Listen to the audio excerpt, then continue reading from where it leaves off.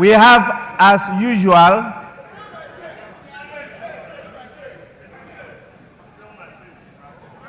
our Excellencies, the diplomatic corps of the various countries in Ghana. You can see, as usual, they have come in their numbers. We are extremely grateful for your presence. And we have the couples, the heads of the various security services, unveils, and we have our revered chiefs, queens, and queen mothers, unveils here, and the various heads of all the religious bodies we have in this country. We'll also have the former clerk to Parliament, Mr. Emmanuel Anyimedu, and the recently outgone former clerk to Parliament, Mr. Cyril Kwabena Otheng Insia. Honorable members, in the meantime, this is the list of the dignitaries that I have who are present here with us. May I now, on your behalf, and with the greatest pleasure, invite His Excellency the President to deliver his message. Your Excellency, you may do so now.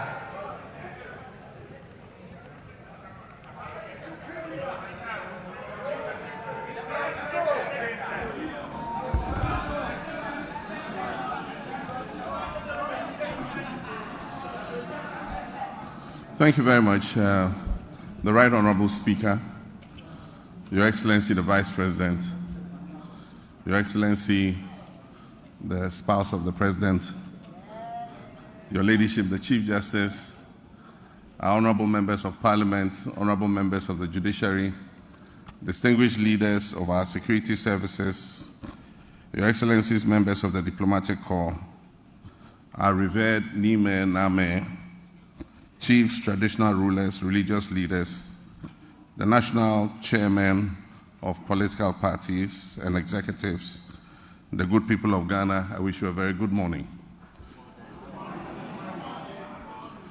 Mr. Speaker, Article 67 of the 1992 Constitution requires that the President address the people of Ghana in whom sovereignty resides on the state of the nation. About 30 years ago, in 1996, I took my first steps in public service when I was elected to this august House as a Member of Parliament for the Bole Bamboy constituency. For 12 memorable years, I forged many enduring friendships and alliances while working with colleagues from both sides of the House to shape Ghana's legislative agenda and advance the development of our beloved country, Ghana. It has also been nearly a decade since I said goodbye to this House after delivering what many, including myself, thought at the time would be my final address to Parliament. God Almighty, Providence, and the unpredictability of life have summoned me here once again.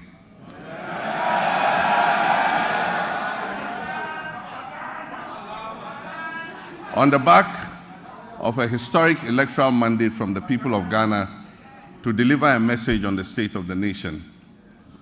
That mandate came with an unprecedented majority in Parliament. And here I am once again to deliver a message on the state of the nation.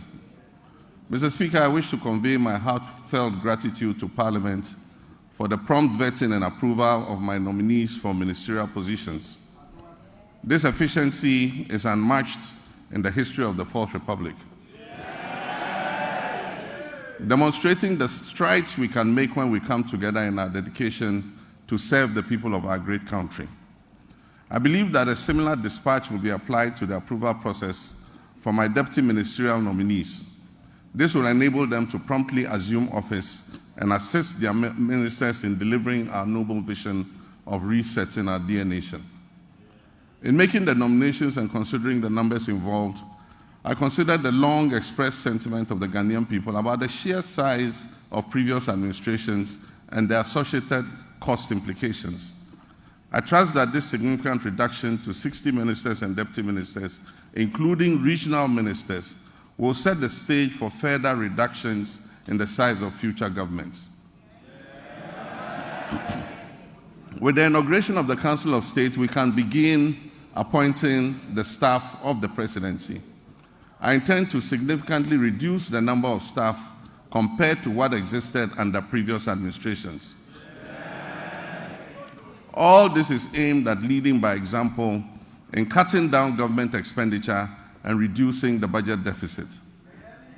Let me begin, Mr. Speaker, by invoking the timeless words of the hymnist John Oatman Jr., who encourages us to count our blessings and name them one by one. Yes, we're a nation troubled on many fronts, but we also have many blessings, among which is a now firmly established democracy that, for all its imperfections, has enabled 4 peaceful transfers of power in our land. Nestled in a sub-region that is often plagued by strife and political instability, there's a good reason to take sober satisfaction that these successful, peaceful power transfers have become routine. Mr. Speaker, 50 days ago, I took the solemn oath to assume leadership of this country and serve with truth and humility. This was preceded a month earlier by a watershed election that promised to revive our nation's fortunes and give us a new lease of life. The election result gave us an important opportunity to change course and move off the slippery slopes our country had been descending that had caused so much economic pain, suffering, and grief to our people.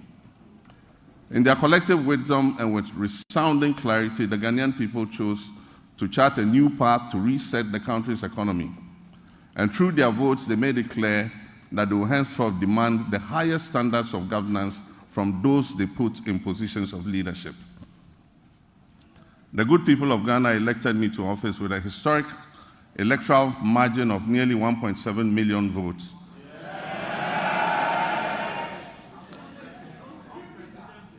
Separating me from my next opponent, giving Ghanaians the first female vice president, Professor Nana Jane Opoku-Agyeman.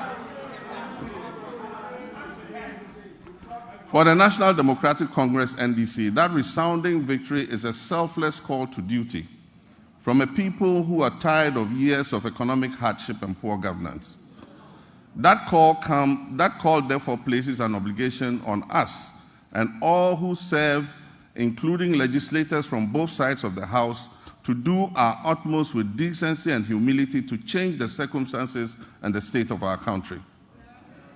Mr. Speaker, as I stated earlier, Article 67 of the 1992 Constitution requires that I give an account of the state of our nation to Parliament. I'm sad to report that the state of our nation is not good.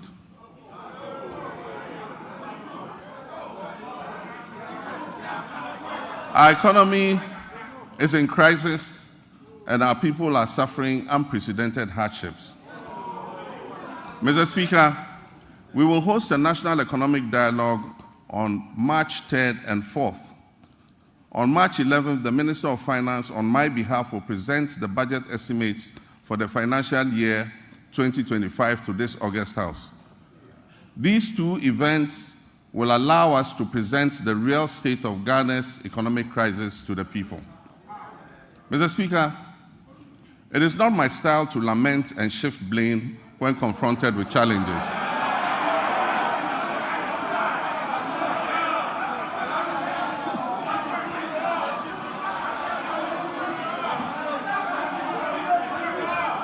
Mr. Speaker, it's not my style to lament and shift blame when confronted with challenges. My approach is to accept challenges and work hard to resolve them. Indeed, this is precisely what the people of Ghana elected me to do. I have therefore not come here to lament on the state of our country, though there's much to lament about. I understand why I was elected with such high voter confidence, and that is to solve Ghana's problems. With your permission, Mr. Speaker, and within the constraints of time, I'll take the liberty to elaborate on how we intend to address the numerous challenges facing us as a nation.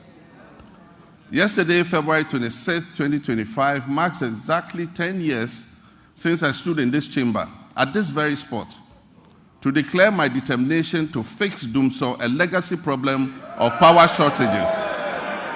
And Mr. Speaker, I fixed it. Yes, I promised to fix it, and I did. And I wish to place firmly on record that from January 2016 until I handed over the administration of this country on January 7, 2017, there was no power rationing or load management in Ghana. Mr. Speaker, today, inspired by the Almighty God and propelled by the massive mandate given to me by the good people of Ghana, I am moved to make a similar purposeful and bold declaration that I, John Dramani Mahama, I will fix the economic crisis confronting our country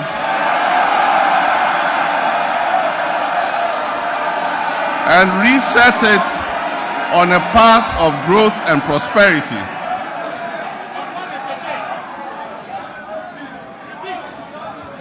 That I will fix the economic crisis confronting our country and reset it on a path of growth and prosperity. My government, working with you and every Ghanaian, will solve the challenges because we have developed the plan with our people's support. When I decided to run for president again, I did so because of what I knew about the state of our country. I was aware that huge problems awaited me upon assumption of office, but nothing could prepare anyone for the reality of the depths to which our economy and our governance had sunk. Our elders say that a frog's true length can be ascertained only after it has died. Apotrowa ni ehune tenten.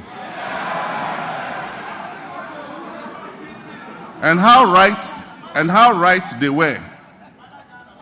It is common knowledge that our economy is in dire straits, which is putting it mildly, because an initial assessment of the books we have discovered, after initial assessment of the books, we have discovered that our economic problems are much deeper than was previously known.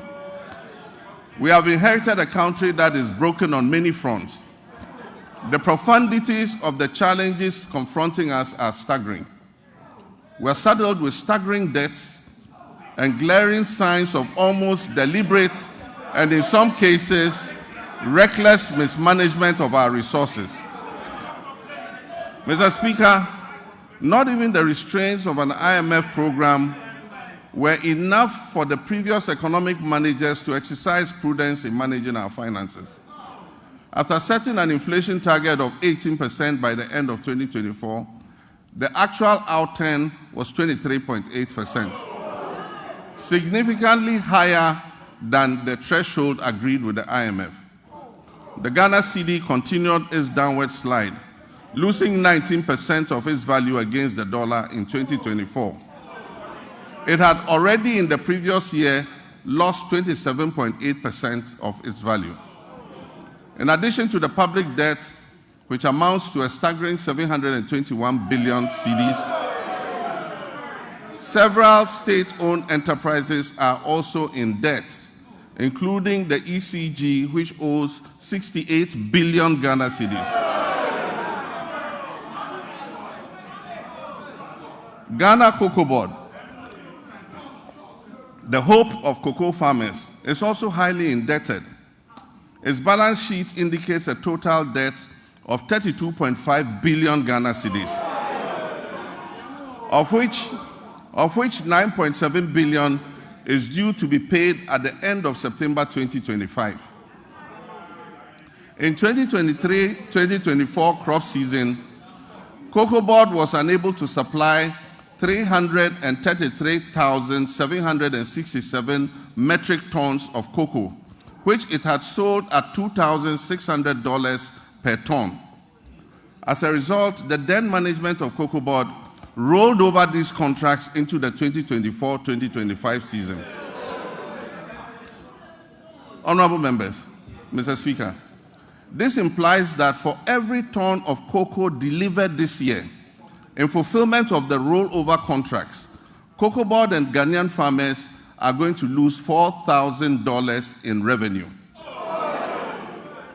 Mr. Speaker, as I address this Honorable House, Cocoa Board has supplied 210,000 tons out of the rolled over contract, resulting in a revenue loss of $840 million for both Cocoa Board and the Ghanaian farmer. Mr. Speaker, Cocoa Board and the Ghanaian farmer will lose another $495 million by the time the board finishes supplying the remaining rolled over contracts. Additionally, Cocoa Road commitments alone total 21.7 billion cedis, of which only 4.4 billion is included in the total debt of 32.5 billion. This debt has arisen mainly because of the decision in 2019 and 2020 to award road contracts worth over $1 billion because of the election. Mr. Speaker, the energy sector faces significant financial challenges, primarily due to collection and system losses, non-compliance with the cash waterfall mechanism, and legacy debts. The financing shortfall has risen considerably to approximately $2.2 billion, or 34 billion Ghana cedis for 2025. And urgent measures will be needed to reduce it to sustainable levels and ultimately eliminate it. The financial sector continues to struggle despite the reportedly spending of $29.9 billion on the financial sector cleanup exercise up to date. Scant reserves were also left for debt servicing, despite implementing what may be considered the most severe and distressing economic policy in the annals of the Fourth Republic, if not in the entirety of our nation's history. And I'm referring to the domestic debt exchange program. This is in stark contrast to our actions in 2017 before we left office, when we allocated $250 million to the sinking fund handed over to the incoming government to service debts, Ghana's debts. There have been claims that buffers were left for debt repayments, oncoming debt repayment this year. Mr. Speaker, honorable members, let me give you the statement of account for the debt service reserve account, which is also popularly referred to as the sinking fund. This fund shows a balance of only $64,000 in the dollar account, $64,000 in the dollar account, and 143 million Ghana cedis in the CD account. The repercussions of the accumulation of debt and economic mismanagement will require extensive work and sacrifice to repair. In the next 4 years, to put things in context for you, Mr. Speaker, in the next 4 years, our debt servicing will amount to 280 billion cedis. And this comprises of 150 billion for domestic debt and 130 billion in external debt servicing. Our catastrophic debt position has also severely impacted infrastructural projects that should have been completed. Currently, there are 55 stalled projects due to the default of debt and subsequent restructuring, with a total value of $2.95 billion not disbursed. The stalling of these projects is expected to result in a cost overrun of about 15 billion cedis. Mr. Speaker, notwithstanding this gloomy background, I remain committed to leading this government and taking every necessary step to reset our economy, getting things back on track, and working with the good people of our country to build the Ghana we want.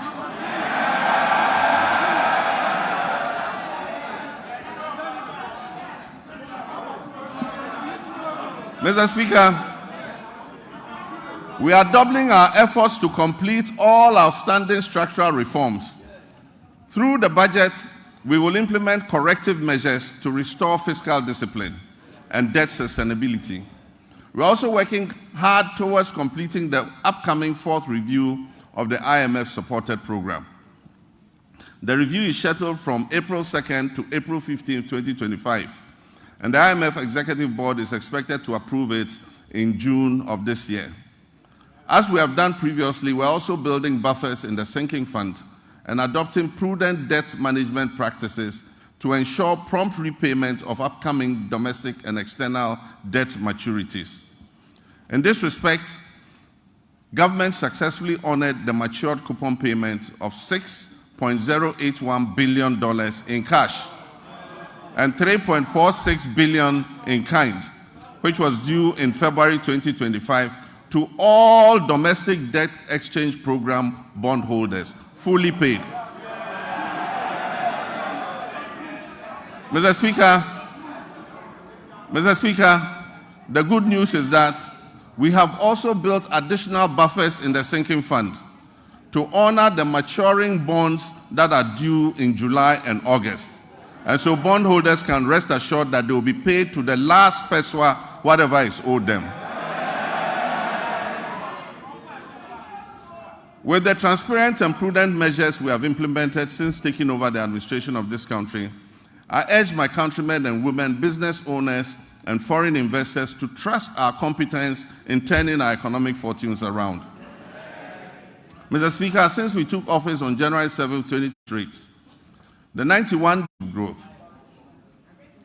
The goal is prosperity for all, which must be shared and not the prerogative of a select few. Mr. Speaker, in fulfillment of our 120-day social contract with the Ghanaian people, we have put in place the Planning Committee to host the National Economic Dialogue. This dialogue is expected to discuss the state of the economy and reach a consensus on the key policies needed to address the devastating economic crisis confronting us. It will support the development of a homegrown fiscal consolidation program, and it will highlight key structural reforms and policy priorities essential for resetting the economy and creating prosperity for all our people.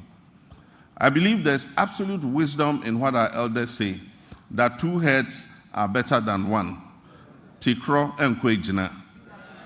Consultation and consensus building have always proven to be better than unilateral decision-making. It is my hope, therefore, that our colleagues on the other side of the divide will display love of country and participate in this national dialogue, unlike the boycott of the Senchi Forum in 2014.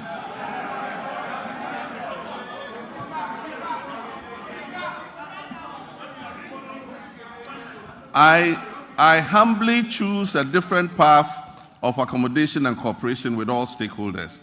We will continuously engage on important issues so that together, as a nation, we can reset our country and focus on sustainable development. Mr. Speaker, honorable members, together we shall build the Ghana we all want. Mr. Speaker, my administration inherited an energy sector on the brink of collapse. It was weighed down by unsustainable debt. This unfortunate situation has led to many independent power producers and fuel suppliers threatening to cease their operations. Mr. Speaker, listen to this. Despite collecting over 45 billion cedis in energy sector levies, ESLA, over the last 8 years, the outgone administration has left the Ghanaian people with an energy sector burdened with a staggering debt of 70 billion cedis as of December 2024. It is of deep concern that several state-owned enterprises in the energy sector are struggling to stay afloat, and unless urgent interventions are made many of them will go under. Financial distress in the energy sector remains a significant obstacle to delivering consistent and affordable electricity to Ghanaians, and it poses an existential threat to our economy in general. Compounding these challenges, critical maintenance activities such as the scheduled pigging of the West African Gas Pipeline, WAPCO, were postponed from 2024 to 2025 without sufficient contingency measures for alternative fuel supply. As a result, my administration has had to swiftly mobilize resources to secure emergency fuel supplies to ensure that electricity generation continues despite the closure of the West African Gas Pipeline. I've been informed that the pigging exercise will be completed in the first week of March, and once again, additional gas will flow from Nigeria. We are anticipating a marked improvement in the power situation once this begins. While the current state of our energy sector poses grave concerns, we must remain resolute in our commitment to restoring stability. I've directed the Minister for Energy and Green Transitions to implement far-reaching reforms, including enforcing a single revenue collection account, strictly adhering to the cash waterfall mechanism, and eliminating all wasteful expenditures by the state utility. Mr. Minister, Mr. President, Mr. Speaker, following my directive, Mr. Speaker, following my directive, the Minister has set up an advisory committee to guide the participation of the private sector in metering and billing in order to improve efficiency in revenue collection and also reduce the high commercial and technical losses that are threatening to drown the state-owned utility company. A pilot partnership between ECG and Enclave Power has proved highly successful and provides us with a workable framework. ECG provides bulk supply of power to Enclave Power Limited. This is an organization in Ghana. Enclave Power provides meters and bills to all companies operating in the free zones enclave, with 99% revenue collection and nearly 100% uptime in power supply. This is being done here in Ghana. We can use it to cover the rest of the nation to ensure that we get revenue compliance and be able to bring down tariffs for our people. Mr. Speaker, I'm still getting used to being president, that's why I said Mr. President. Mr. Speaker, reduction in commercial and technical losses will lead to affordable tariffs for everyone and will bring relief to all users of electric power. We also aim in the medium term to achieve 100% gas utilization for power production and to eliminate completely the use of crude oil and fossil fuels. This will save Ghana hundreds of millions of dollars spent on the importation of fuel oils for power production annually. With regards to renewable energy, this administration will soon operationalize a Renewable Energy and Green Transition Fund to enhance efficiency and accelerate Ghana's transition to renewable energy. This initiative will drive investments in sustainable energy solutions, including solar street lights, rooftop solar installations, off-grid solar systems, electric vehicle charging stations, and rechargeable outboard motors. These measures will reduce dependence on the national grid and position Ghana as a leader in Africa's green energy transition. Mr. Speaker, Ghana's petroleum sector has witnessed a precipitous decline, with crude oil production sinking by more than 32%. This has resulted from the high opacity levels, a very hostile business climate, and excessive political interference in the sector, culminating in most of the major oil companies exiting and stalling all upstream activities. The decline in upstream activity is obvious to any person familiar with the twin cities of Sekondi and Takoradi. Just under a decade ago, these cities were the bustling epicenter of fabrication, logistics, service activity associated with the upstream oil and gas sector. Unfortunately, my recent visit reveals many shut down facilities and many businesses have packed and left the shores of our country. Hundreds of workers have been laid off and left unemployed. I wish to assure the good people of Sekondi Takoradi and indeed the whole Western region that we are going to breathe life back into your area.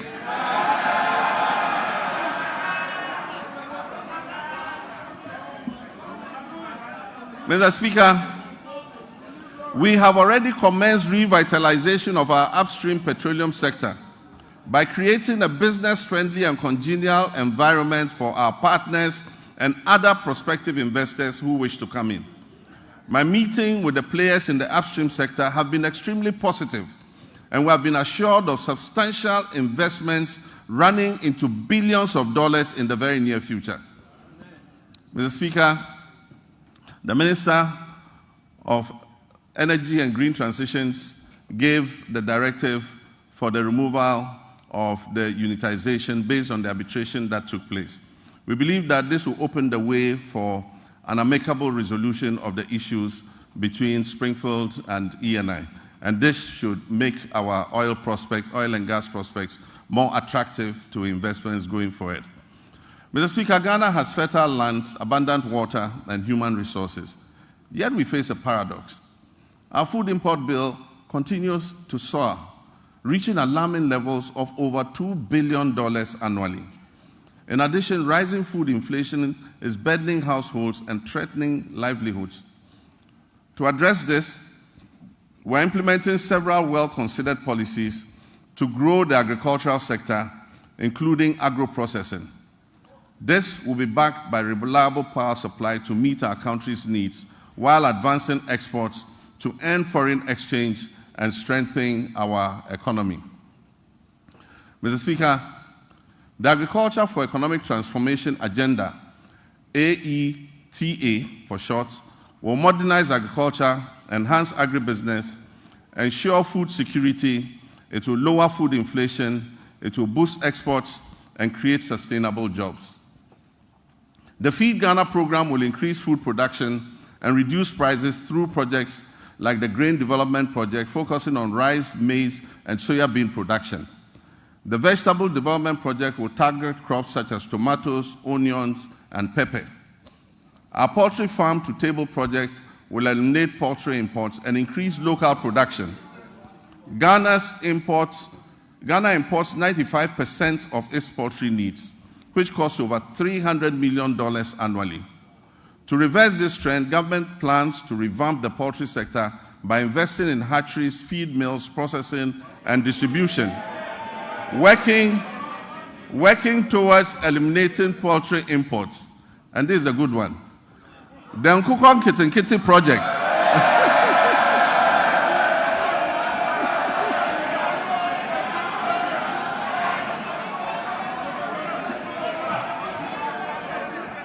We actually have a project called Nkukong Kitinkiti. The Nkukong Kitinkiti project will cover 55,000 households, producing eggs and fresh poultry for the market. And it will help reduce our $300 million we spend on importing chicken annually. Mr. Speaker, to strengthen the connection between agriculture and industry, we will prioritize value addition, processing, and distribution. And this will position agriculture as profitable and appealing, making it more attractive to our young people. We will implement an Agri-Next program to facilitate access to land banks by young farmers, to connect graduates with opportunities in the agricultural value chain, and promote greenhouse agriculture among the youth. This initiative will benefit approximately 30,000 young people. Mr. Speaker, the Livestock Development Project will also address Ghana's reliance on imported meats by restocking breeding farms and increasing local livestock production, thereby creating jobs and boosting self-sufficiency. For years, access to mechanization, quality seeds, fertilizer, and extension services has been a major challenge to our farmers. To address this, government will establish our flagship farmer service centers in every agricultural district, ensuring that farmers receive essential mechanization services and resources to improve their productivity and efficiency. Mr. Speaker, also in the fisheries sector, we implement strategic interventions to enhance productivity and sustainability. Key among these initiatives is the continued enforcement of measures to curb illegal, unreported, and unregulated fishing, which threaten our marine biodiversity and the livelihoods of our hard-working fisherfolk. We have intensified surveillance and monitoring operations, bolstered by the deployment of modern technology and strengthened collaboration with our key stakeholders. In the last month, we have expanded the supply of subsidized premixed fuel to support artisanal and industrial fishers, ensuring affordability and availability. We'll also invest further in modern fish landing sites and cold storage facilities to improve post-harvest handling and thereby reduce losses and enhance the quality of our fish products. Aquaculture development is a key focus of our administration. We'll provide financial and technical support, especially to young fish farmers, increasing fish production and reducing our dependence on fish imports. To increase the value addition in this sector, we'll encourage the establishment of fish processing facilities, create more jobs, and boost exports. Our commitment to supporting women in the fisheries sector remains steadfast as we implement the programs to empower female fish processors and traders with financial capital and capacity building initiatives. While we work hard to fix the economy and provide jobs in all sectors, including agribusiness, one of the biggest crises we face in this country is youth unemployment. Youth unemployment has led to despair and frustration. The latest estimates show that up to 2 million of our young people are unemployed. This poses a major security risk for our country and requires urgent attention. To bring much needed focus to the desperate and widely scattered youth employment programs and to ensure stricter accountability in their implementation, I have set up the Ministry for Youth Development and Empowerment in furtherance to the promise I made in the campaign. This ministry, that is the Ministry for Youth Development and Empowerment, is mandated to formulate, coordinate, and monitor policies and programs to promote youth development and empowerment in this country. Mr. Speaker, as part of our Operation Recover All the Loot policy,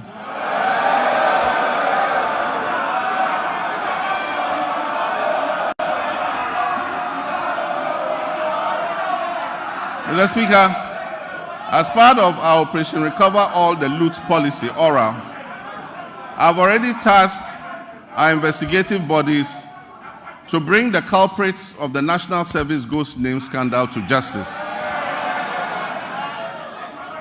Such brazen theft of public funds must not go unpunished.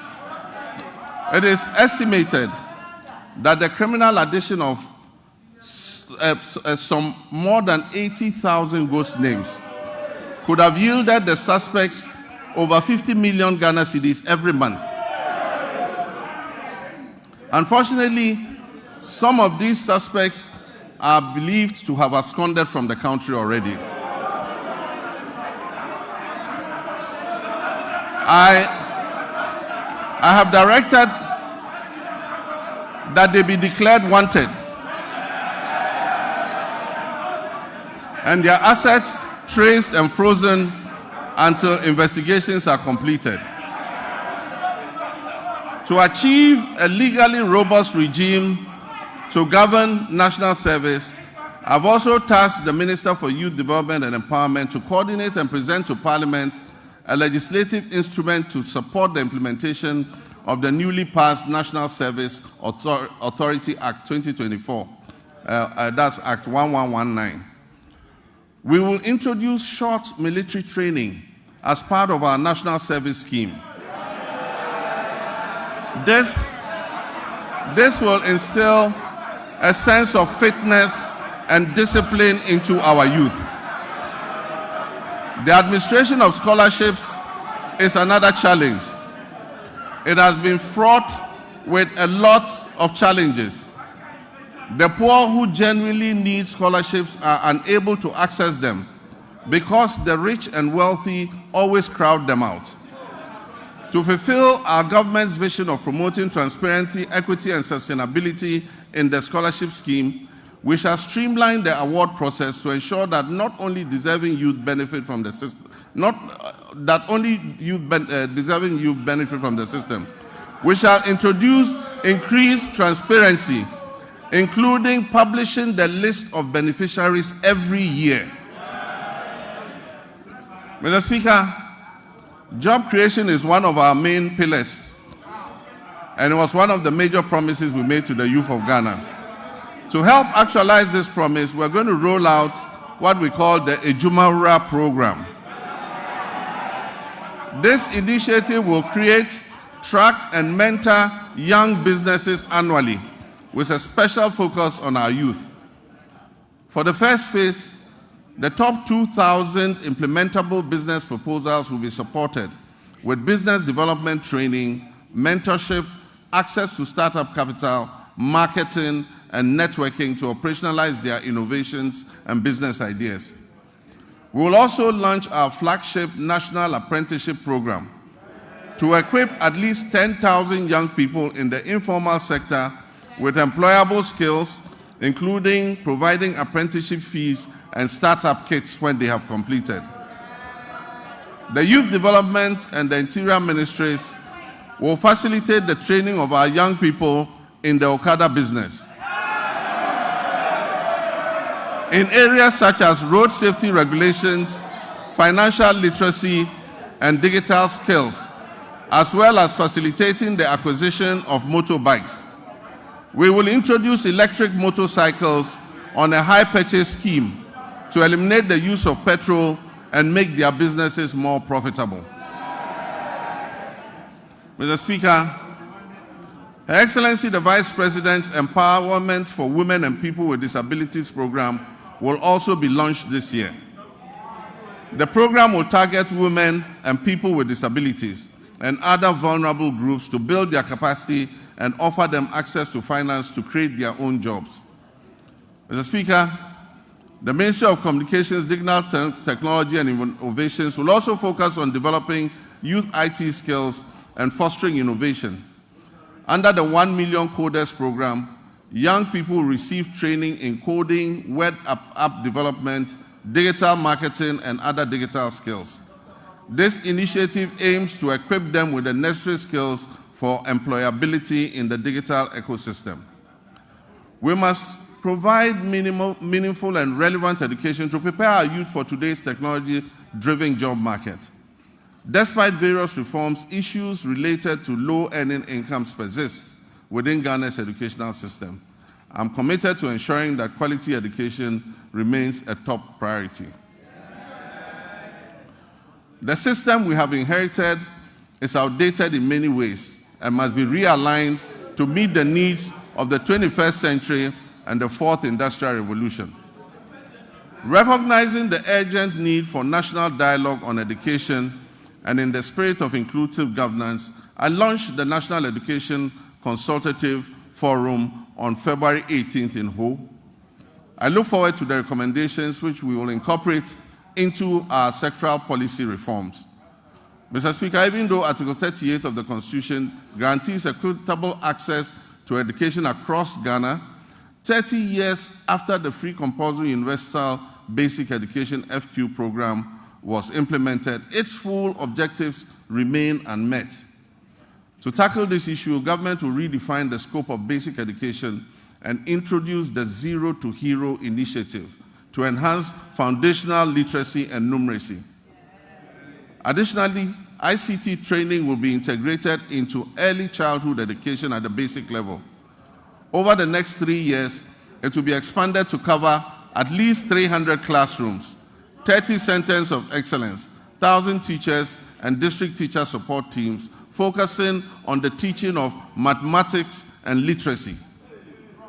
This year, the Ministry of Education will fully implement a new curriculum for senior high technical schools and STEM schools, introduce a standardized national sign language for hearing impaired learners from kindergarten to SHS, and review the kindergarten and primary school curriculums. To increase access to quality education, we will scale up our social intervention programs like the capitation grants, the feeding grants for special schools, and the government's BECE registration initiative. Mr. Speaker, to promote inclusion and equity, the government will enhance and resource the Islamic Education Unit to recruit more Islamic and Arabic tutors for English-Arabic schools. We will establish STEM and TVET schools in underserved and peri-urban communities. We will provide scholarships to brilliant but needy students in deprived communities, especially for study in law, medicine, and engineering. We will support Islamic colleges of education with infrastructure and logistics, and will enroll youth in Zongo and deprived urban communities in the National Apprentice Program and offer free technical and vocational training. Mr. Speaker, it is important to continue to retain and motivate our teachers in all schools, especially in the rural areas. Government will begin plans for the implementation of the 20% allowance for teachers who agree to serve in rural schools. District assemblies are going to be involved in this scheme to ensure that the teachers are present and teaching in the schools that are selected. This scheme will reward such teachers for their sacrifices and ensure quality education nationwide, not only in urban centers. Mr. Speaker, as part of our Teacher Dabre initiative, the construction of teacher accommodation units to improve welfare and attract teachers to rural areas will commence this year. Mr. Speaker, no new school will be built in this country without teachers' accommodation. Mr. Speaker, honorable members, once again for emphasis and for the record, I, John Dramani Mahama, President of the Republic of Ghana, will not cancel the free SHS program.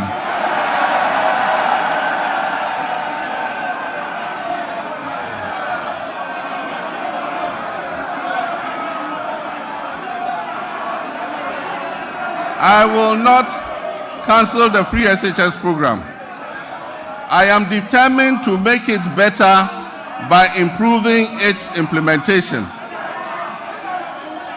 And also, for the record, students who have benefited from the free SHS since its inception are about 3.4 million.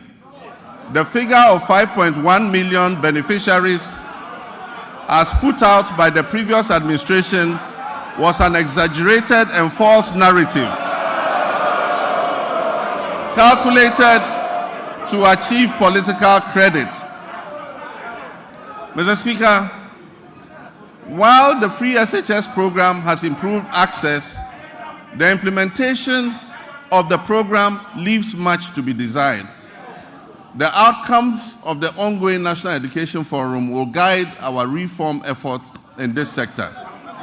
Mr. Speaker, in line with our promise, the Minister for Education has announced the restoration of Parent-Teacher Associations, PTAs, in the running of schools. It is important for parents and communities to participate in the administration of their schools. The Ministry of Education and GAS will, however, ensure that PTAs do not impose unbearable financial burden on parents and students who cannot afford them. Mr. Speaker, the double track system remains a challenge, and we are committed to eliminating it by accelerating school infrastructure expansion and completing stalled educational projects. To fund this, the Education and Finance Ministries are working to uncap the GET fund so that we can accelerate projects in secondary schools. As promised, we have begun improving secondary school feeding, and the children are getting better quality food as I address you.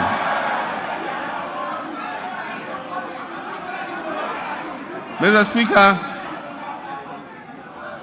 efforts to decentralize school feeding and food management includes strengthening procurement and store management records capacity. Once completed, food procurement and management will be fully handed over to the secondary schools to do their own food procurement. Mr. Speaker, science, technology, engineering, and mathematics are central to national development, STEM. We'll therefore expand STEM programs at all levels to equip all students for the global economy. We don't believe in building single standalone STEM schools. We believe that STEM must be part of the curriculum of every secondary school. Mr. Speaker, regional TVET centers of excellence will be established to provide practical skills. Every region will get a TVET center of excellence to expand technical and vocational education training. Mr. Speaker, honorable members, Ghana has consistently missed its gross tertiary enrollment targets with a rate below 22%, far from the 40% goal that has been set by 2030. Despite over 460,000 secondary graduates coming out annually, 55% qualify for tertiary education, and only 35%, 161,000 of the 460,000 enroll in tertiary education, leaving over 300,000 without access. To address this, government is introducing a no-fee stress policy to eliminate tertiary admission fees, which currently serve as a barrier to higher education for some students. This will be supported by an enhanced student loan scheme, which is called the Student Loan Plus.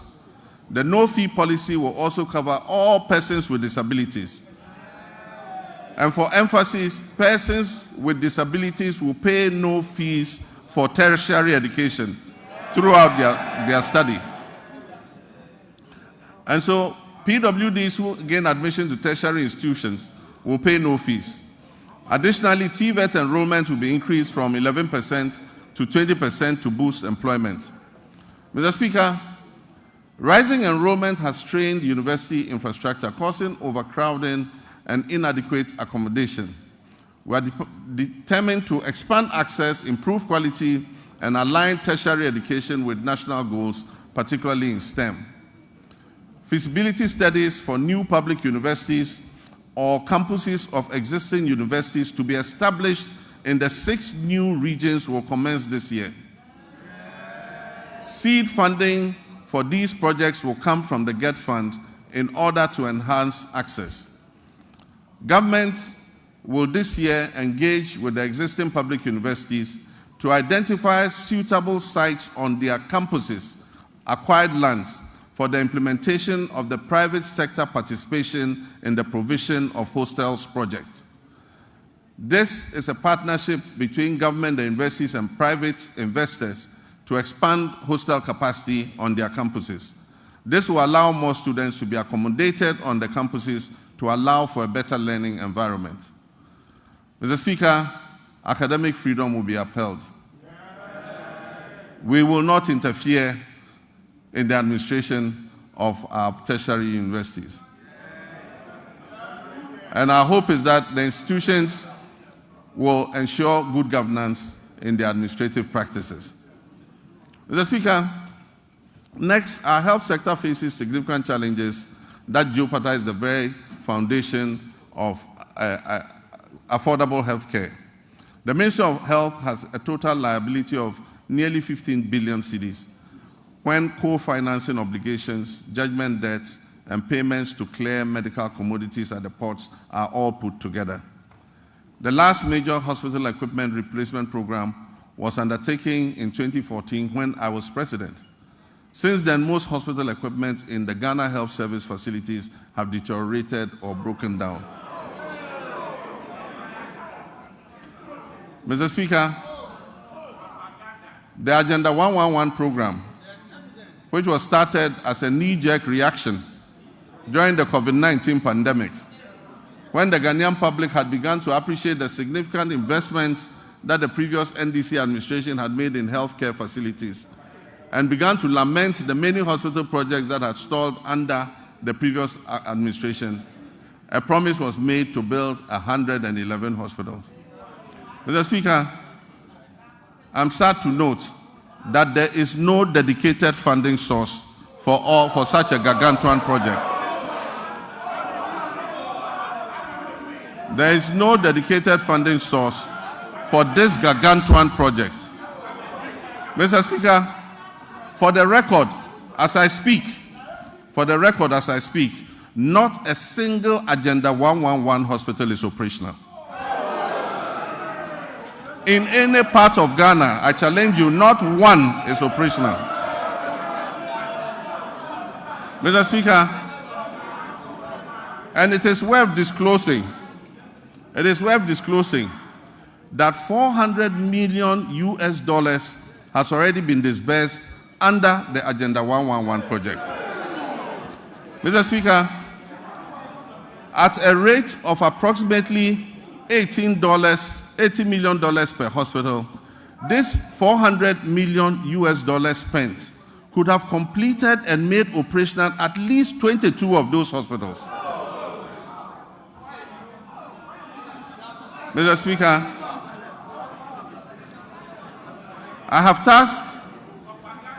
I believe that the money should have been focused on completing a number of hospitals and making them operational instead of spreading it over the current 111 hospitals.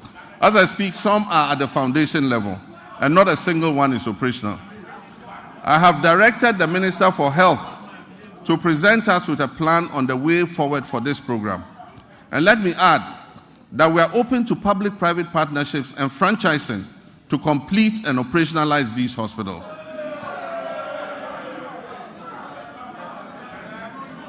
Mr. Speaker, one of the most pressing issues confronting our health sector today is the USAID's sudden 90-day pause in services without prior notice and the looming threat of complete withdrawal of programs that do not align with the USAID's strategic interests.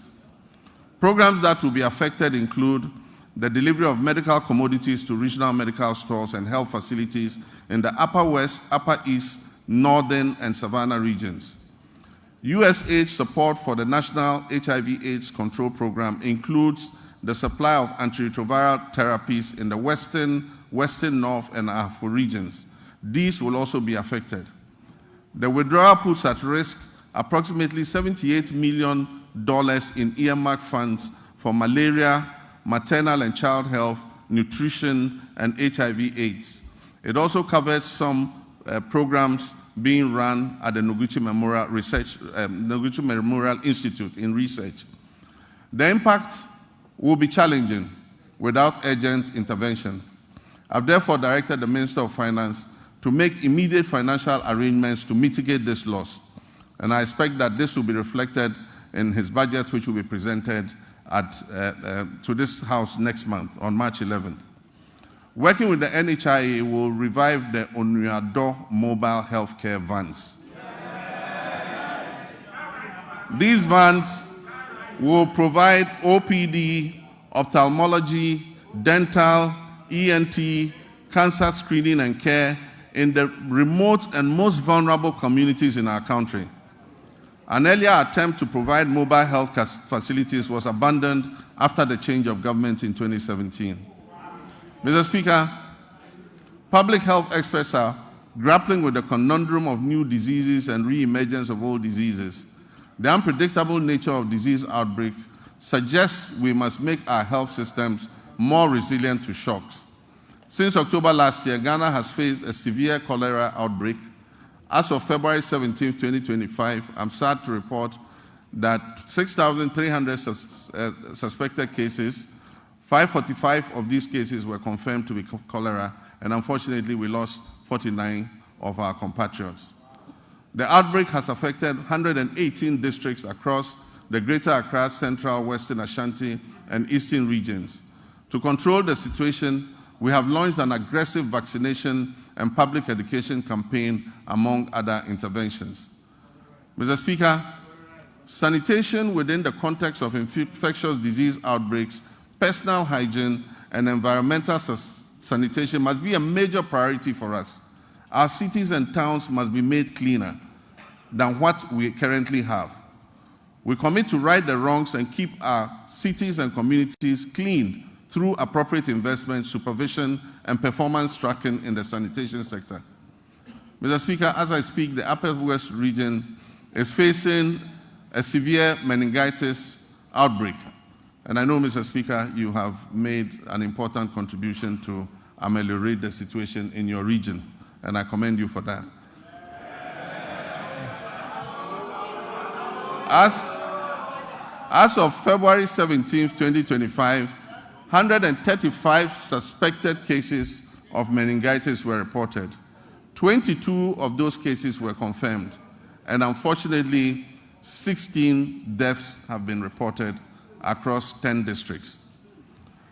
We've instituted free treatment for affected persons and deployed a strong national team of health experts to encourage early reporting to health facilities of suspected meningitis.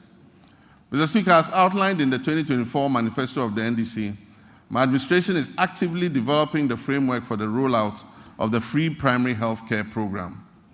When fully implemented, this initiative will mark a significant step towards Ghana achieving goal number 3.8, which is universal health coverage of the SDGs, by eliminating financial barriers to basic health care access. Also in line with our 120-day manifesto commitment, the composition of the technical committee is far advanced, with plans to establish the Ghana Medical Trust Fund, also known as Mahama Cares, in the coming weeks.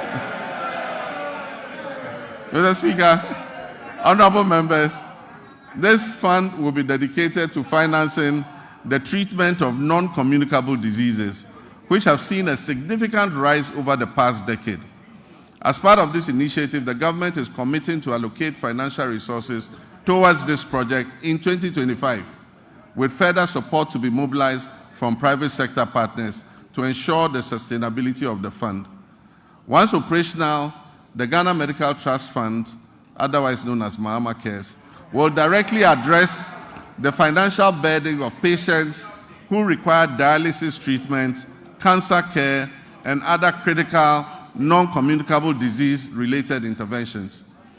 Together, the free primary health care, which will focus on early detection and prevention and treatment, and the Ghana Medical Trust Fund program, which will focus on relieving the financial burden of treating non-communicable diseases, will help to revolutionize Ghana's healthcare system by improving healthcare accessibility and outcomes and enhancing productivity and well-being across the country. Mr. Speaker, Ghana will become the pharmaceutical manufacturing hub of West Africa. And my previous record in government speaks for itself. When I injected funds into Ghanaian-owned pharmaceutical companies to expand their production capacities. Mr. Speaker, as this exciting phase unfolds under the 24-hour economy initiative, we must strengthen every aspect of our pharmaceutical industry. And this includes the Food and Drugs Authority and the Customs and Security agencies in order to avert the use of fake drugs and the importation of illicit drugs into our country. We await thorough and unbiased investigation into the alleged opioid pill importation into Ghana and other West African countries. The outcome will be shared, and I can assure you necessary action will be taken. Mr. Speaker, as a Social Democrat, I'm resolutely committed to eradicating all forms of discrimination in our society. Our vision is to foster fairness and cultivate an inclusive environment where everyone can engage fully and equally in social, economic, and political life. With my Vice President, the history-making Professor Nana Jane Opoku-Agyeman, we will engage with all stakeholders, including our development partners and civil society organizations, to prioritize gender equality, equity, and social justice. We will establish strong social protection mechanisms and enhance legal safeguards for women, girls, and other vulnerable groups. Our initiative would include enacting comprehensive laws and policies designed to dismantle harmful social norms to enhance access to crucial resources and opportunities, particularly for young women, and reduce overall vulnerability within our society. Mr. Speaker, I'd like to take a moment to commend you and this House for your unwavering support and guidance, which were instrumental in passing the Affirmative Action Act of 2024, Act 1121, during the 8th Parliament of the 4th Republic. My government is dedicated to successfully implementing this act to ensure gender equity across the political, social, economic, educational, and cultural spheres. The Ministry of Gender, Children, and Social Protection is actively collaborating with relevant stakeholders to guarantee that this act is fully operational, including attaining the 30% target quota for women in political appointments. I'm pleased to report that women currently make up 23.21% of all appointments, and we are diligently working towards reaching the targets set forth in Act 1121. I'm, however, concerned about achieving gender balance, especially at the local government level. Very few women have mustered the courage to apply for the positions of metropolitan, municipal, and district chief executives. And unfortunately, the few who have courageously applied have been edged out on very flimsy and parochial grounds. It is my hope that the National Constitution Review Conference will clear a pathway for the election of DCEs. The Gender Ministry will then be obliged to encourage and support more women to apply and stand for these elective positions. In our pursuit of empowering women, Mr. Speaker, we'll establish the Women's Development Bank. This will be a specialized financial institution designed to support businesses owned and led by women through the provision of low-interest loans and tailored financial services offered under very flexible terms. Consultative processes are underway to ensure the successful launch of this bank. And as part of our 120-day social contract, the Minister for Finance is going to allocate initial funding for the Women's Development Bank in the upcoming budget that will be presented to this House. Mr. Speaker, we're also implementing measures to expand the Livelihood Empowerment Against Poverty program under our Big Leap initiative. As we work towards completing the Ghana National Household Data Census by this year, 2025, we'll reassess the status of LEAP beneficiary households to facilitate the enrollment of new beneficiaries. Mr. Speaker, we are committed to enhancing the legal framework surrounding disability rights by passing the Persons with Disability Amendment Bill. Additionally, we will introduce a legislative instrument to strengthen further the provisions of the Persons with Disability Act, Act 715 of 2006. We reiterate our commitment to ensuring that individuals with disability have access to free tertiary education and equal opportunities to pursue their academic and professional ambitions. Mr. Speaker, the government intends to ensure the implementation of legislation that enjoins public and private employers to reserve 5% of their employment for persons with disabilities. I am aware that a private member was shepherding this bill. Government is going to support that motion in order that 5% of all employment is reserved for persons with disability. Mr. Speaker, Ghana's sports sector, once again, which was a shining example of excellence within Africa, now finds itself at a very critical juncture. Historically, our nation has been celebrated and has had remarkable achievements in boxing, football, and athletics. Unfortunately, this is no longer the case. However, recent years have unveiled depressing structural deficiencies in administration, funding, infrastructure, and talent development. Immediate and comprehensive reforms are imperative to reclaim our rightful place on the global sports stage. Mr. Speaker, we will develop a comprehensive national sports policy to align with international norms.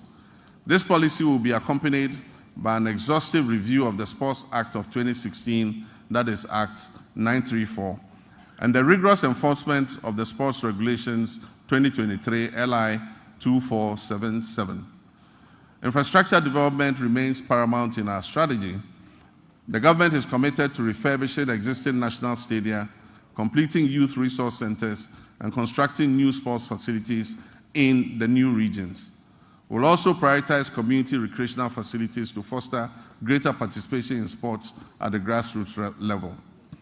Recognizing the critical role of youth development, we're implementing a significant overhaul of grassroots sports with the establishment of the School Sports Authority. This body will oversee structured inter-school competitions and talent identification initiatives essential for nurturing future sporting champions. Over 60% of Ghana's elite athletes have emerged from these school sport programs. The ministry has now been renamed the Ministry of Sports and Recreation. To acknowledge the significance of recreation, we will launch a National Recreation Day. This will be a monthly initiative centered on community engagement alongside an annual National Recreation Festival. These initiatives will encourage keep fit activities and promote active lifestyles. It will promote traditional games and strengthen community bonds. Next month, the senior national team, the Black Stars, which is now a pale shadow of its former glory, will play 2 World Cup qualifying matches. I've instructed my office and the Minister for Sports and Recreation to hold the Ghana Football Association accountable to the people of Ghana as we prepare for these games, especially regarding the budget of the FA. There will be no secrecy in how much the government spends on the national teams. The budgets presented by the FA and other sports associations must be known by the public. After all, it is the taxpayers' funds that are used to fund these activities. The reduction in government expenditure and waste reduction applies to all sectors of the economy, including the Ministry of Sports and Recreation. Mr. Speaker, tourism, culture, and creative arts remain vital cornerstones of our national development strategy, playing a significant role in job creation, cultural exchange, and economic growth.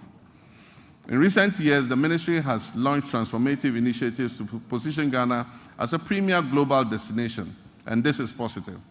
These positive initiatives aim to harness the country's rich cultural heritage, natural beauty, and our dynamic creative sector.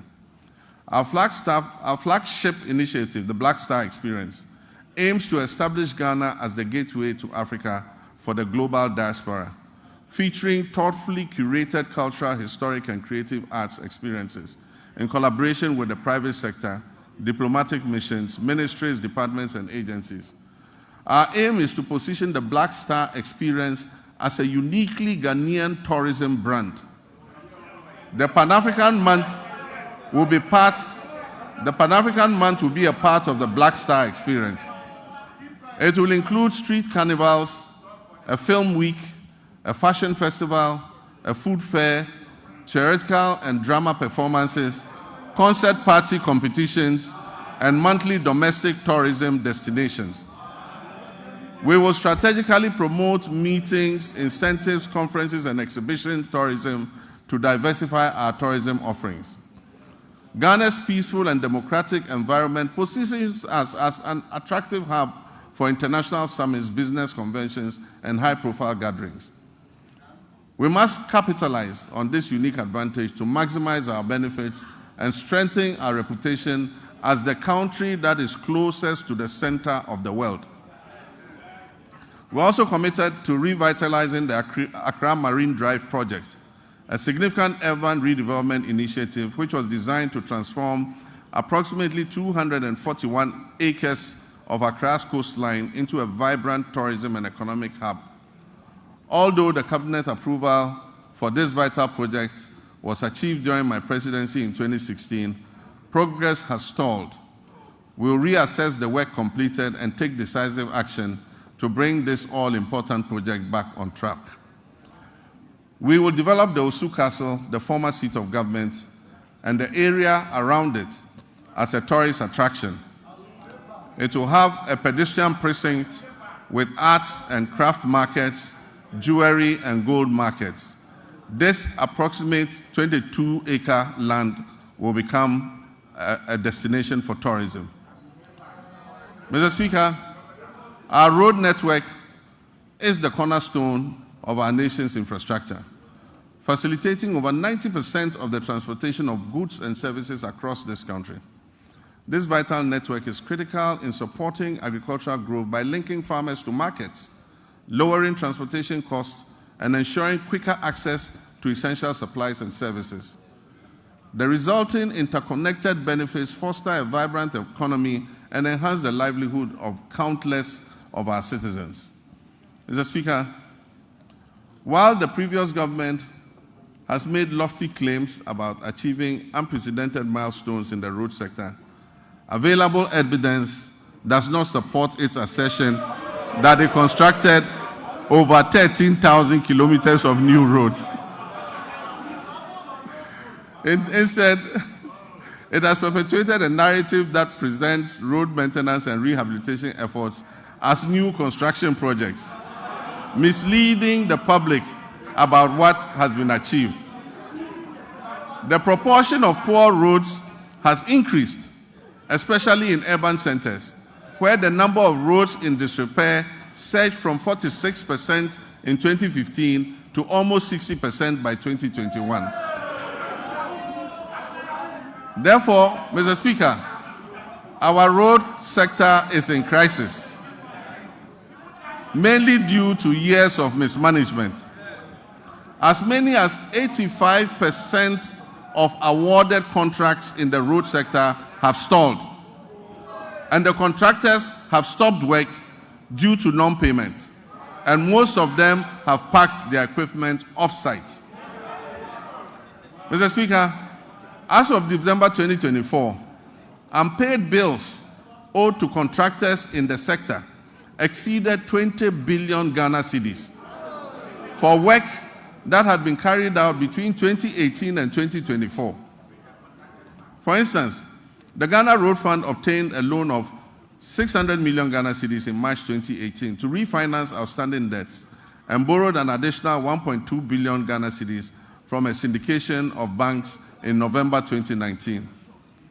Alarmingly, upon assuming office, the Ghana Road Fund still had outstanding payments, including some as low as 2,000 Ghana cedis, dating back to 2018. Current commitments for road projects that are unpaid currently stand at an astonishing 105 billion Ghana cedis. Despite these considerable challenges, this government remains steadfast in its commitment to prioritize vital infrastructure projects that address the pressing backlog of poor roads. Our strategy will be anchored in executing our flagship initiative under the Big Push program. The Big Push will see major rehabilitation of many key roads in the feeder roads, urban roads, and highway sectors. We'll also undertake the following key initiatives to revitalize the road sector. We'll reintroduce tolls, road tolls, using modern technology. We'll rationalize the road sector portfolio to focus on high-impact initiatives. Mr. Speaker, we will uncap the road fund in order that it can accumulate more money to pay for road maintenance. Mr. Speaker, we'll minimize sole source procurement to encourage competition, competitive bidding, and enhance public transparency in the procurement processes. Mr. Speaker, the drip equipment, which was acquired at the last moment as a knee-jerk reaction for electioneering purposes,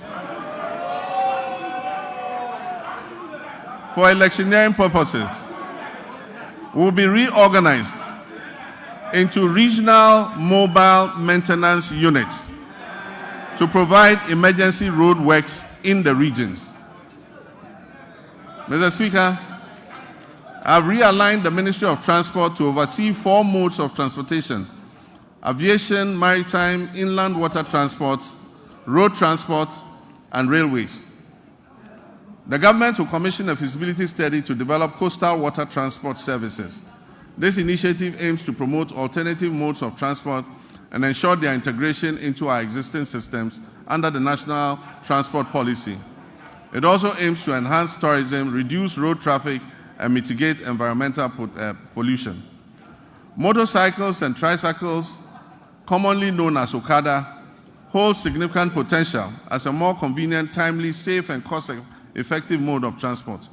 Currently, the Road Traffic Regulation of 2012, LI 2180, prohibits licensing motorcycles and tricycles for fare-paying passengers. As part of our government policy, the ministry will amend the regulatory framework to regularize the use of motorcycles and tricycles for commercial passenger transport. In our ongoing effort to revitalize the whole airport, the government will facilitate the establishment of the state-of-the-art pilot training academy and a maintenance, repair, and overhaul facility. The Volta region will become a center of excellence for aviation training and aircraft maintenance. This project will create significant employment opportunities. It will stimulate economic growth and bolster tourism in Ho and the surrounding communities.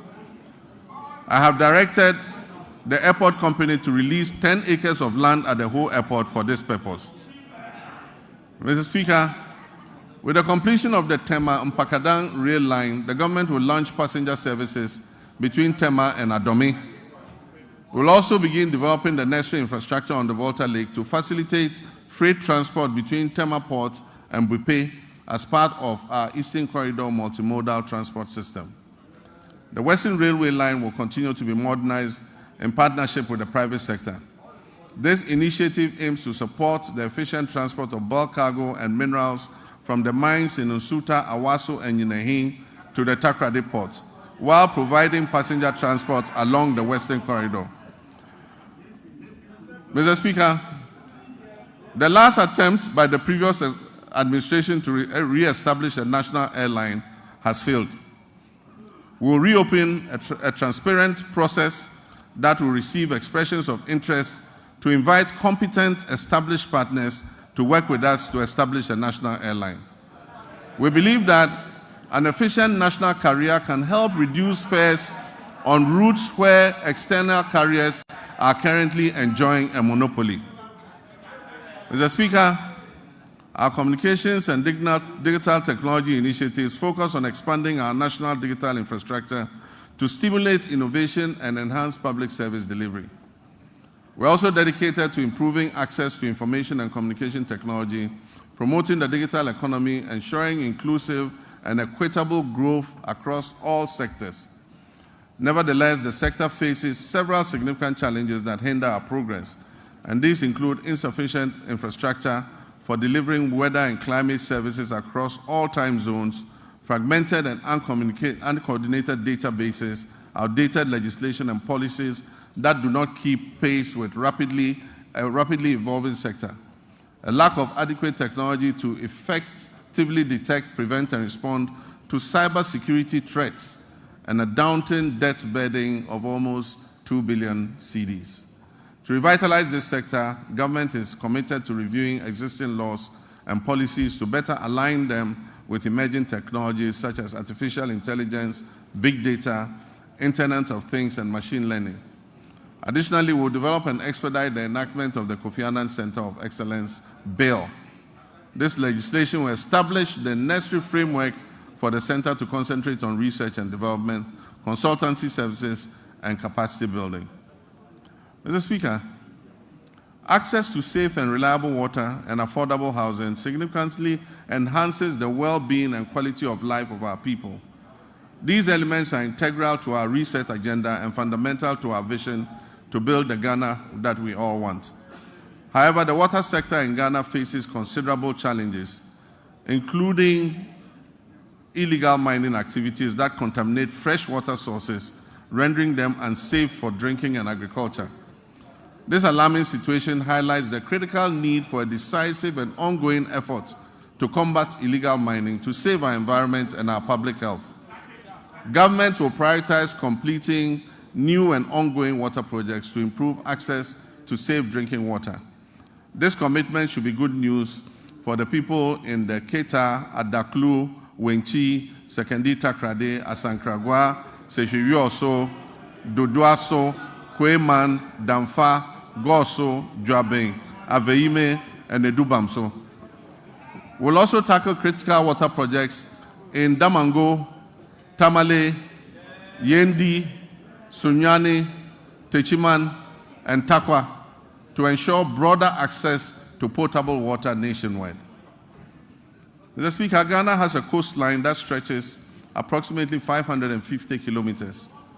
2/3 of this coastline is threatened by tidal wave erosion, which impacts nearly 30% of Ghana's population.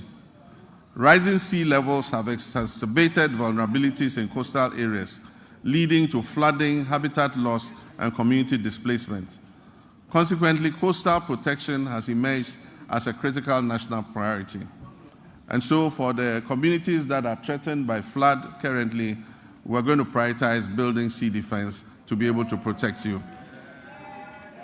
Flooding has become an all too frequent occurrence in many urban centers across the country, resulting in tragic loss of life, livelihood, and property.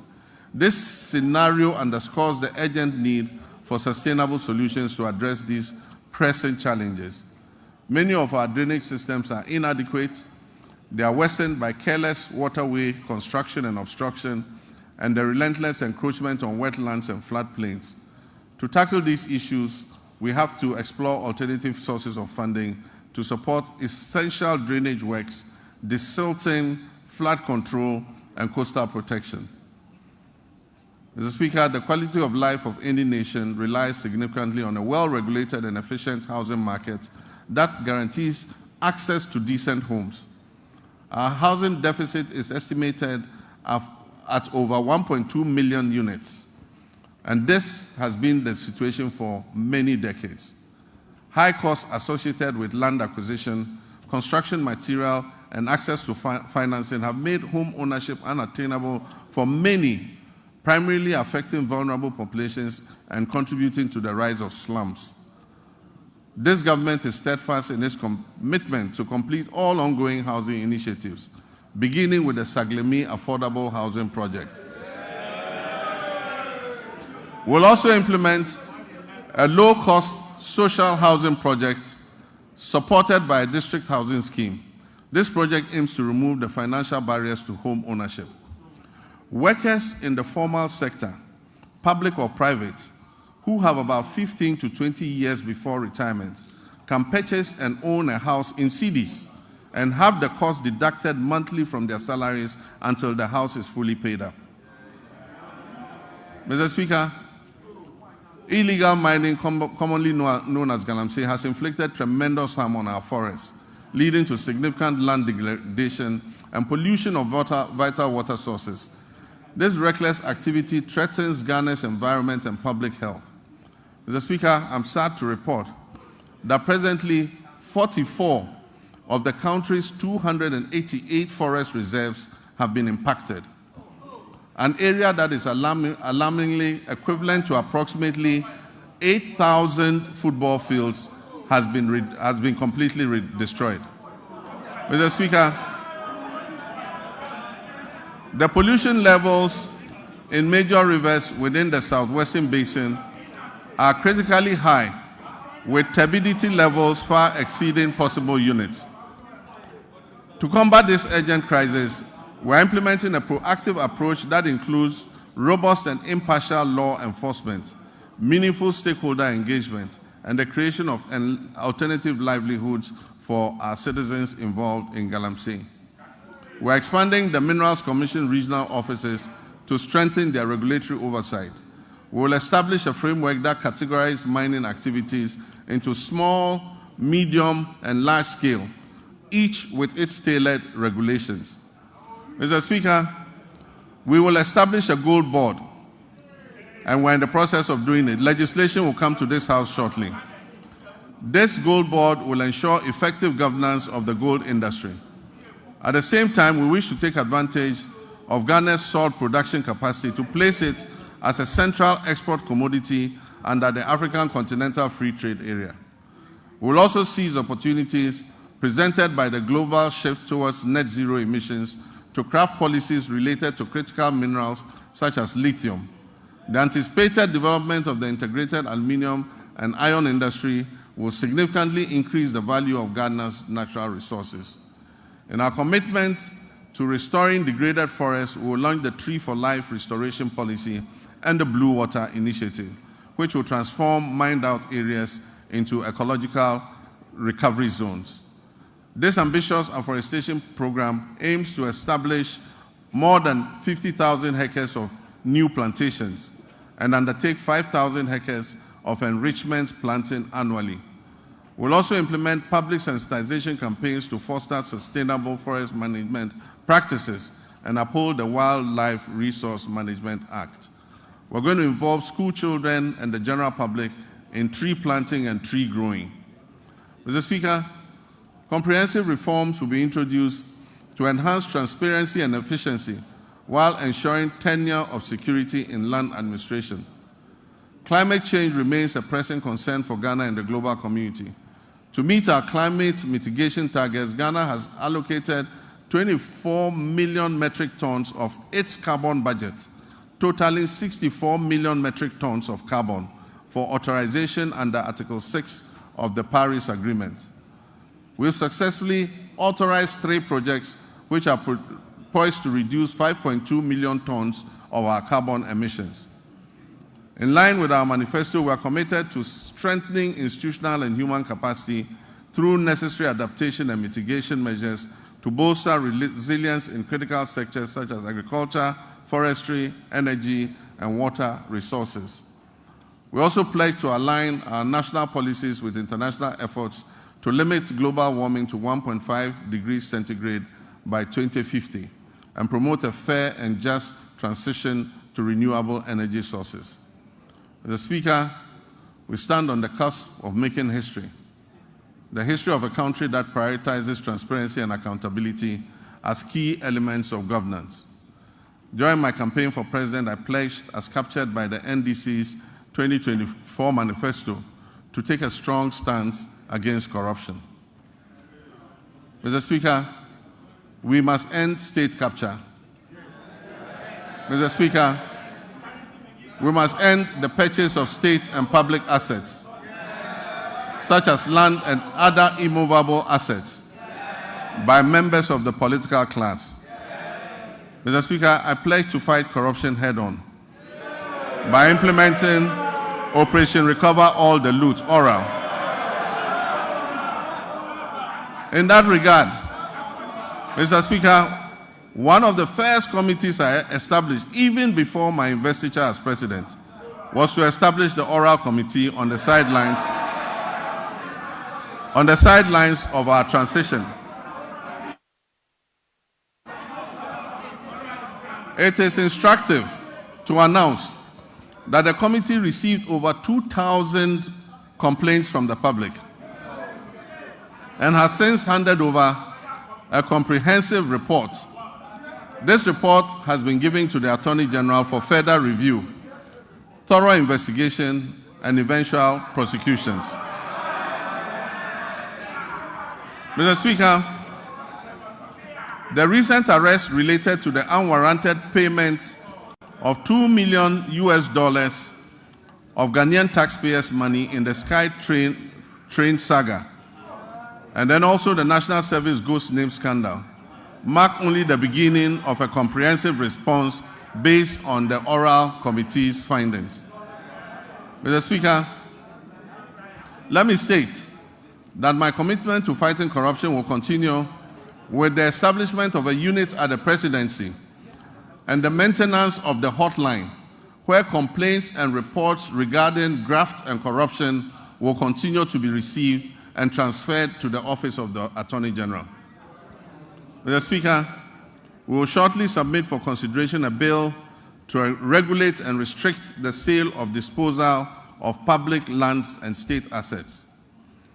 Mr. Speaker, as soon as the 2025 budget is approved, government will immediately take steps to reform the existing anti-corruption agencies by increasing funding and improving transparency and accountability.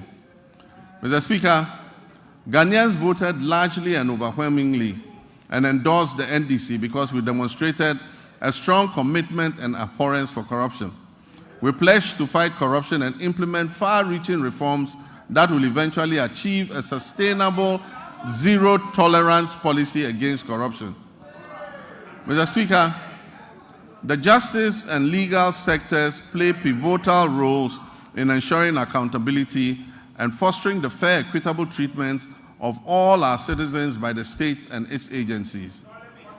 Delays and uncertainties have plagued justice delivery in Ghana, leading many Ghanaians to perceive a politicization of the judicial process. The public trust in the judiciary's independence is alarmingly low. We must work together to restore confidence in the judiciary. My government will uphold the judiciary's independence and work with the Judicial Council and services to depoliticize justice delivery and collaborate closely with the Chief Justice to combat corruption effectively. Mr. Speaker, in line with our manifesto promise to reform and expand legal education, we have developed a legal education reform bill ready to be presented to Cabinet for approval and laying before this August House Parliament. Mr. Speaker, on January 30th, 2025, I inaugurated the Constitution Review Committee to undertake a comprehensive review of our fundamental law and ensure that it reflects the hopes and aspirations of our citizens. The committee is composed of distinguished scholars, jurists, and professionals who have made significant contributions to our nation in both the public and private sectors. They will engage Ghanaians and consult with the relevant stakeholders and experts over the next 6 months. Their findings will ultimately be presented to the public for approval, followed by submission to Parliament for enactment into law, and referendums will be held where necessary. Mr. Speaker, I'm pleased to report that Ghana's internal security remains stable, despite developments primarily rooted in chieftaincy disputes. We firmly believe that even amidst conflict, it is essential for our citizens to coexist peacefully and seek amicable resolution to these disputes. We will initiate comprehensive reform across all security agencies to strengthen our national safety and security. One area that has garnered significant public scrutiny is the recruitment process within our security forces. Accusations of politicization, favoritism, protocol, and selectivity have been prevalent. Let me assure you that we are committed to changing that narrative and fostering a more transparent and equitable recruitment policy so that all our young people who wish to serve in these services have an opportunity to do so. We are dedicated to enhancing the capabilities of the Ghana Police Service, the Prison Service, the Ghana National Fire Service, the Immigration Service, and the Narcotics Control Commission, the Customs Division of the Ghana Revenue Authority, and all investigative bodies operating under the Ministry of Interior. By motivating and re-equipping these agencies, we aim to effectively maintain internal peace and security. Mr. Speaker, I want to reaffirm this government's unwavering commitment to prioritizing the welfare and well-being of our brave men and women in uniform who sacrifice daily to uphold law and order and secure our nation's peace. We will invest in adequate equipment and suitable accommodation for our security personnel.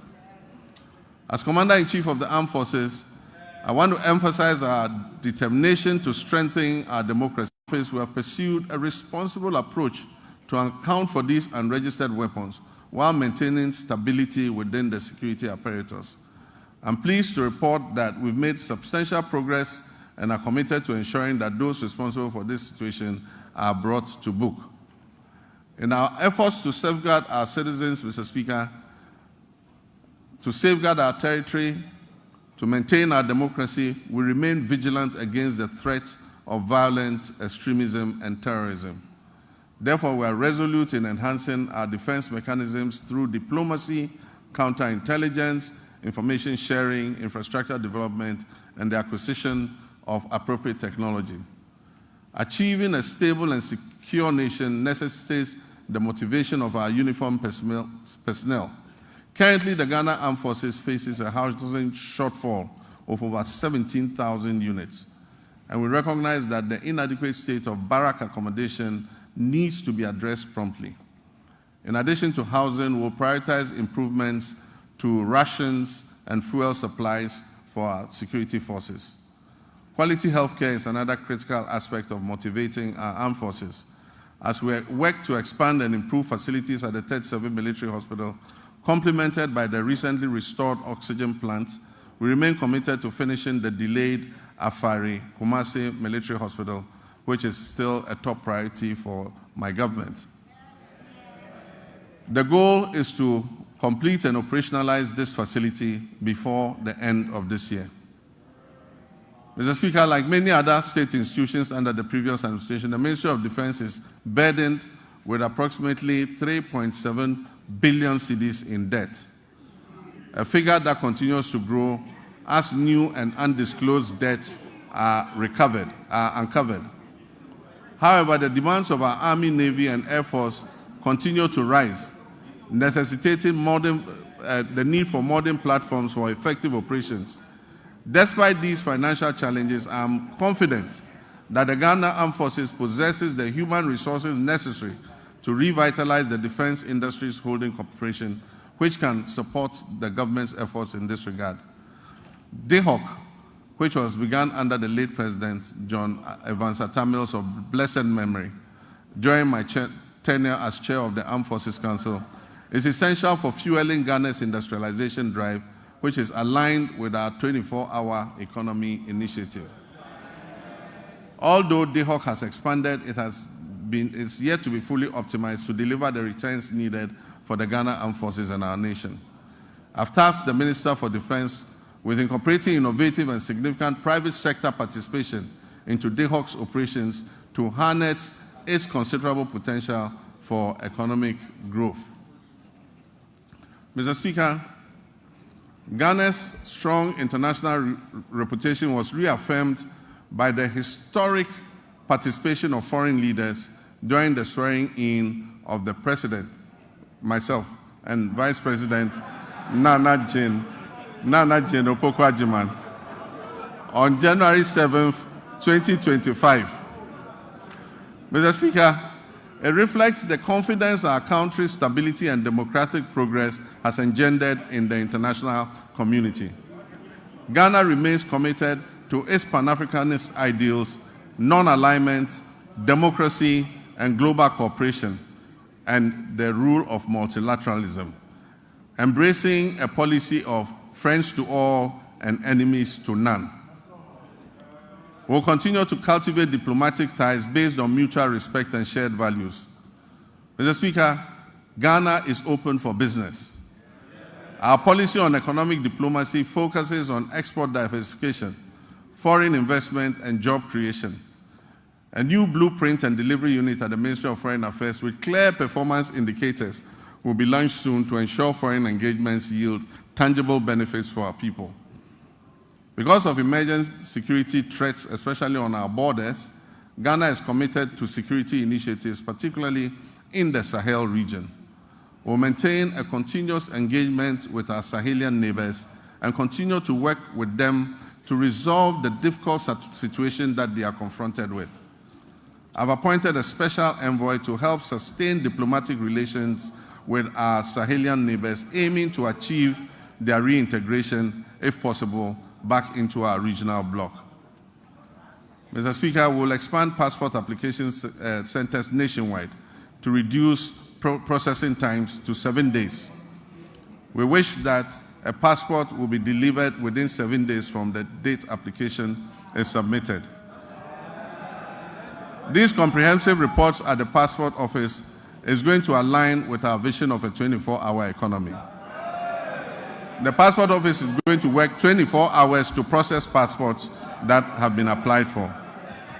Mr. Speaker, as we reset Ghana to serve Ghanaians better, government will also revamp the labor administration institutions in the country. We'll promote social dialogue and foster harmonious industrial relations among stakeholders. In the coming months, the National Tripartite Committee, led by the Sector Minister, will organize a national labor conference to discuss pertinent issues affecting labor and employers. The recommendations are expected to influence and shape government's policies and programs in this sector. Mr. Speaker, we will launch the Ghana Labor Export Program, which would allow Ghanaians to to go abroad and work with countries that we have signed agreements in specialized areas like engineering, technology, welding, carpentry, masonry, and nursing, teaching, and so many and so forth. The government will maintain strict fiduciary responsibility for the operation of the National Pensions Regulatory Authority and the Social Security and National Insurance Trust. This year, the NPRA will fully automate its internal operations and the pension industry will be regulated.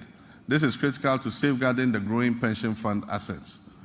As part of measures to increase pension coverage in the informal sector, which currently stands at only 11%, the government will implement an informal sector pension inclusion initiative to increase participation in micro-pension schemes.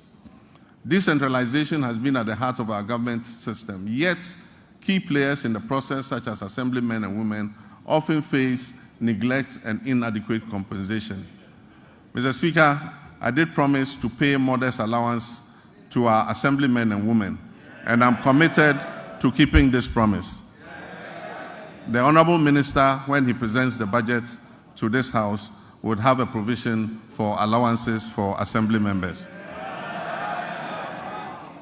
Mr. Speaker, I have just unveiled the state of the nation as I came to meet it. I've also disclosed several measures that I intend to take to address the challenges we have inherited.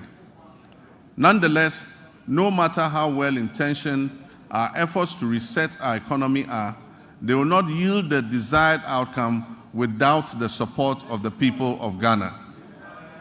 And so, to my dear countrymen and women, you have clearly and unmistakably expressed your displeasure with the poor governance and corruption that has existed in the past.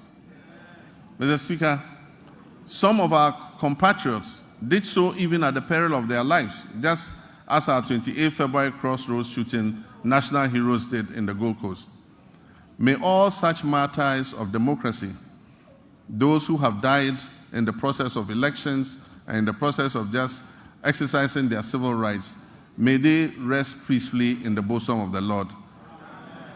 Mr. Speaker, we will, as I promised, investigate these deaths and we will provide appropriate compensation to the families of those who have died during the elections. My brothers and sisters, you gave me a compelling mandate that leaves no one in doubt about your expectations of me and my government. You embraced the vision to generate new and well-paying jobs through the 24-hour economy initiative. The arrogance of power that you so much abhor will be a thing of the past. I will enforce and demand the highest standards of performance from those I have chosen to work with me to improve the circumstances of our country. I'll publish a code of conduct that they will be strictly made to abide by. Mr. Speaker, it would be remiss of me if I didn't admit that the entire economic value chain is currently in the internal ICU, in the ICU. As I recall mentioning a few intensive care units, as I recall mentioning a few years ago when we were still in opposition, the economy is even worse than we had envisaged. But this gives us ample opportunity to be innovative in our efforts to resuscitate it. And so what are the key takeaways from me for the people of Ghana? 1, that we shall fight corruption effectively. 2, that we shall run a lean government of no more than 60 ministers. 3, that we shall realign the ministries, agencies, and departments to eliminate duplication. 4, that will introduce austerity, reduce wasteful expenditure and spending, and improving tax collection.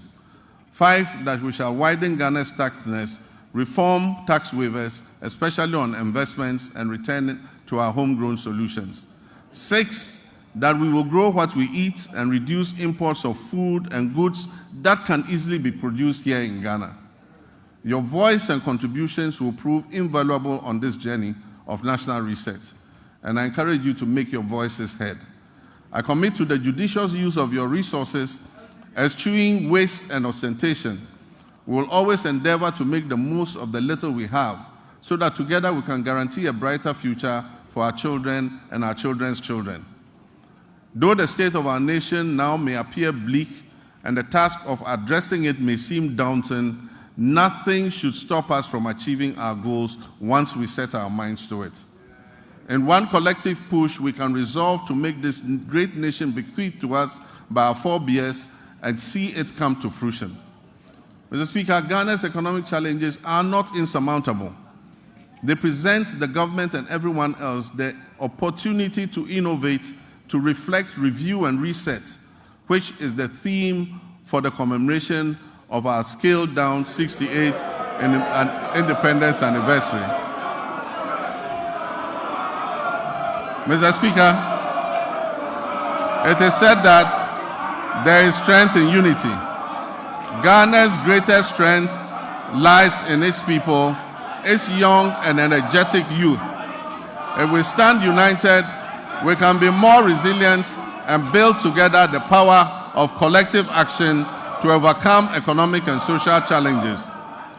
Every Ghanaian, regardless of political affiliation, background, or status, has a responsibility to play a key role in nation building and work towards a complete reset of our country. Mr. Speaker, let me assure you that we are leaving no one behind as we reset to rebuild the Ghana we want. We will rebuild a Ghana that works for all of us and not just a few. We shall live the dreams of our forebears in our lifetime. And so, my countrymen and women, where despair once existed, let hope radiate. And where the sun appeared to set on our bright prospects as a nation, let a new dawn of enthusiasm and renewal supplant it. So that when I come and stand here next year to present a message of the state of our nation, it will be one brimming with excitement and happiness. Mr. Speaker, I thank you very much for this opportunity. I thank honorable members for your kind attention. May God bless our homeland, Ghana. Thank you.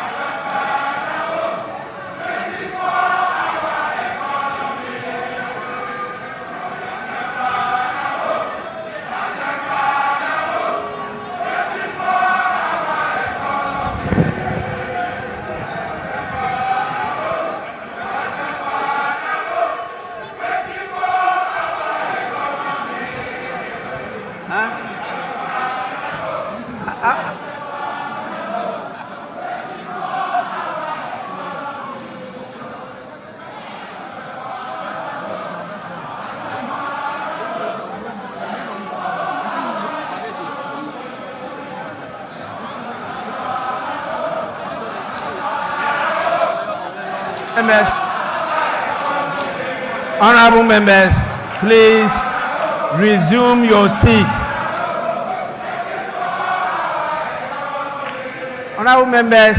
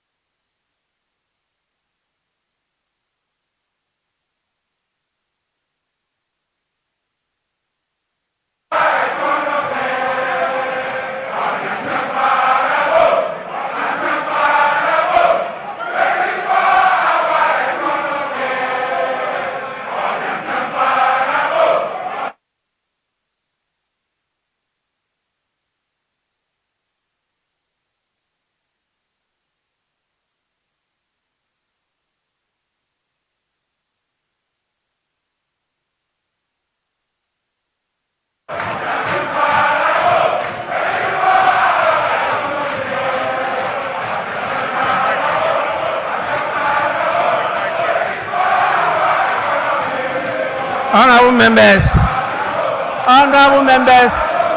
order. Order.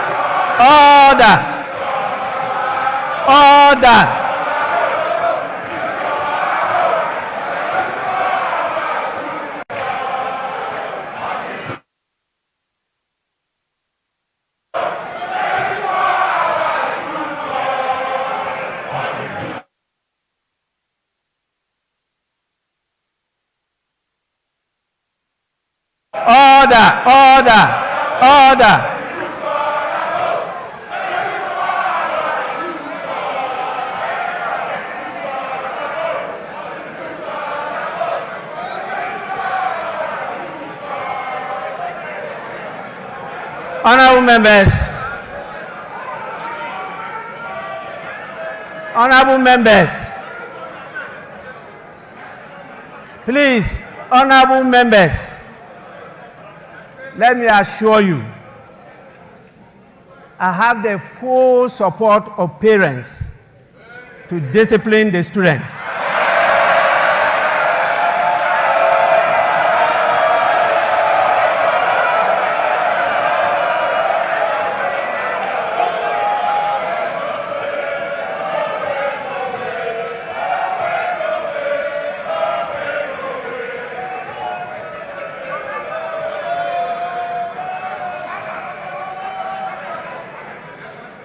I will not accept any apologies again.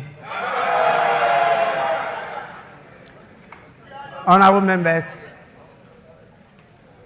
in accordance with Standing Order 72, Rule 4, I convey to His Excellency the President the gratitude of the House for the address.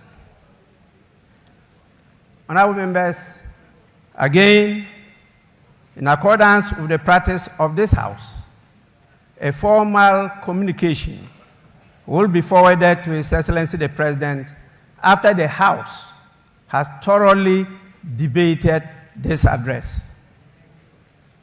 So you will soon have your say. In accordance with the standing orders of the House, I want to know from the Majority Leader any indication regarding adjournment of the House. In other words, Honorable Leader, can you move for an adjournment?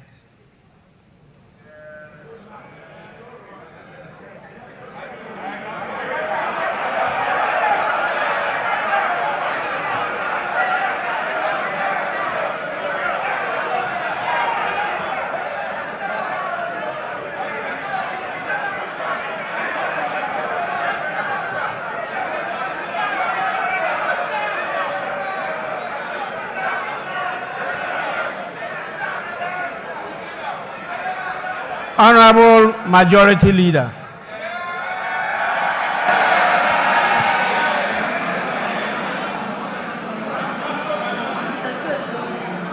Thank you. Thank you very much, Right Honorable Speaker. Right Honorable Speaker, we wish to thank His Excellency the President for fulfilling his constitutional obligations under Article 67 and duly presenting to us a message on the state of the nation. So, Speaker, things are clearly bleak. So, Speaker, I see on this side of the House my colleagues in black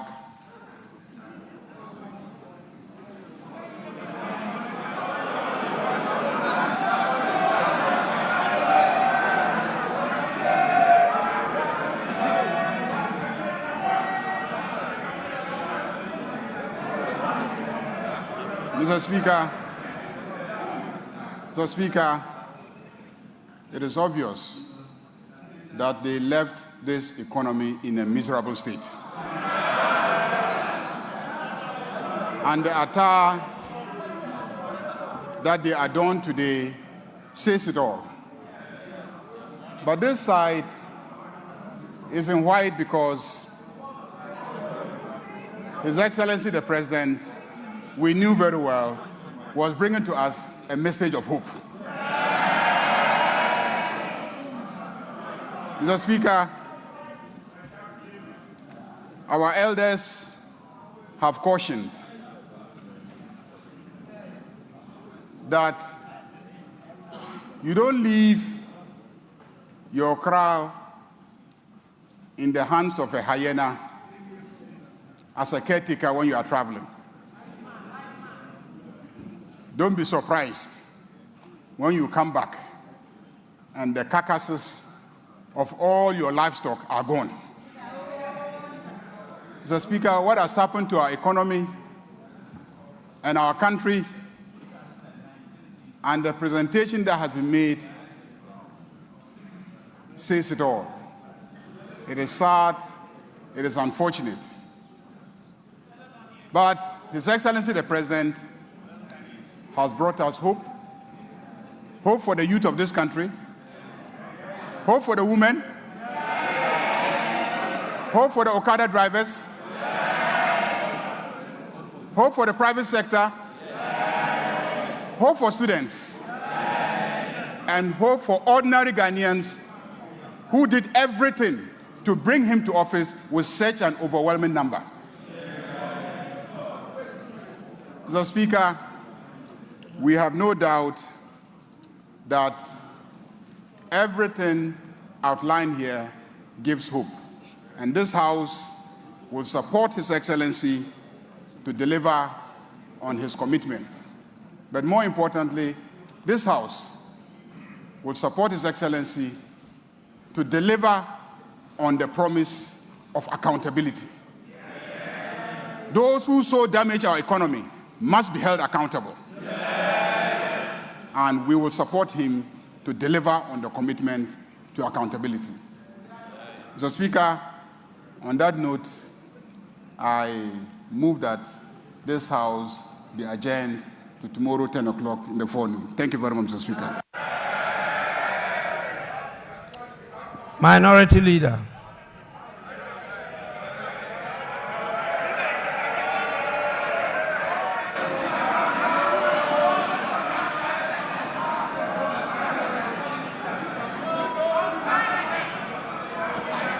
Mr. Speaker, let me, on behalf of the Minority Caucus, congratulate His Excellency the President first on his election. This is the first time after the election that he's been to this chamber and to deliver a message on the state of the nation. Our side take this opportunity to congratulate you and wish you well. Second, Mr. President, on the 21st of February 2013, you notably said, quote, Mr. Speaker, the meat is now down to the bones. This was on the occasion of your address to Parliament. And you said that the meat is now down to the bones. This was at the time, Mr. President, that you were President of Ghana. And you had served as chair of the economic management team of your own government. Yet, when you came to this House, you lamented on the same state of the economy that you had presided and re-echoed the point that we are left with just the bones. Mr. Speaker, the President again says that he has delivered less ministers. But it is clear that his strategy is, if less, more divide. You have appointed few ministers, but more and more and more presidential staffers and more committees.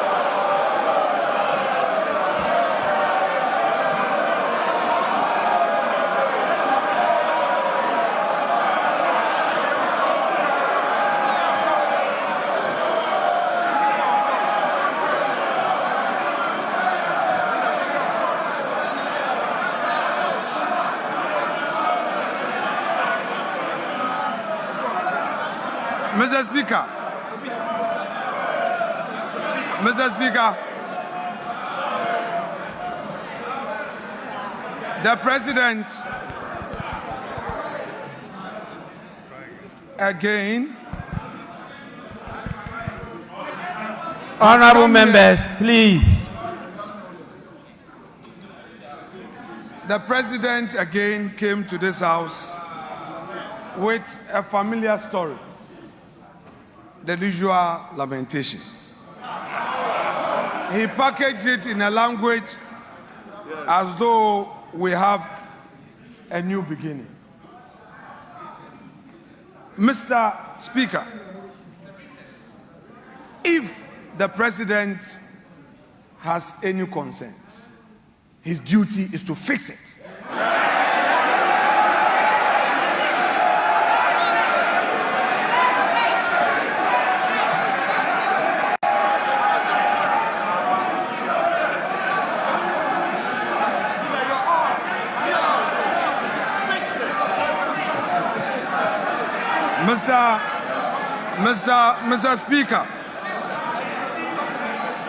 Mr. Speaker, His Excellency, the President, has announced to us a cabinet of 19 with only 2 women. The daughter of the founder of this NDC, Zaneto Rawlings, is missing. Haja Ladi is missing. Helen Intosu is missing. Where are the women in this government? The Vice President. Honorable members, please, order.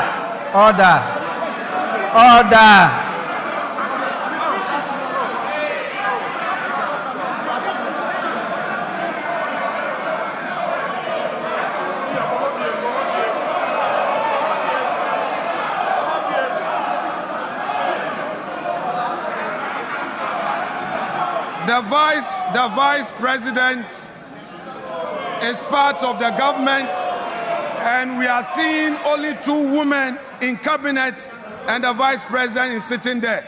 In percentage terms, we have only 10% of women in cabinet. Mr. Speaker,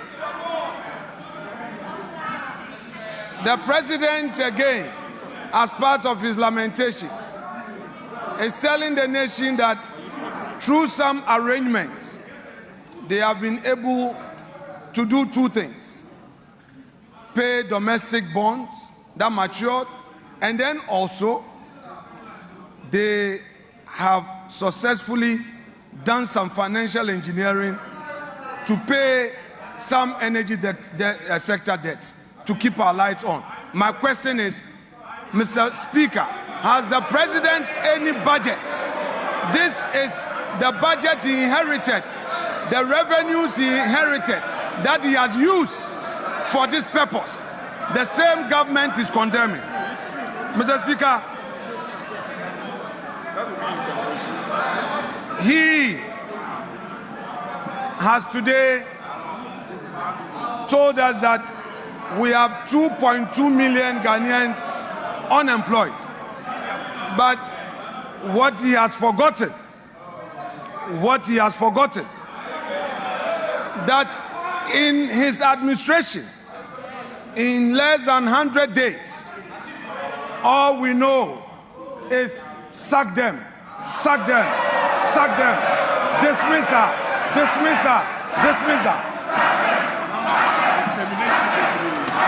Mr. Speaker,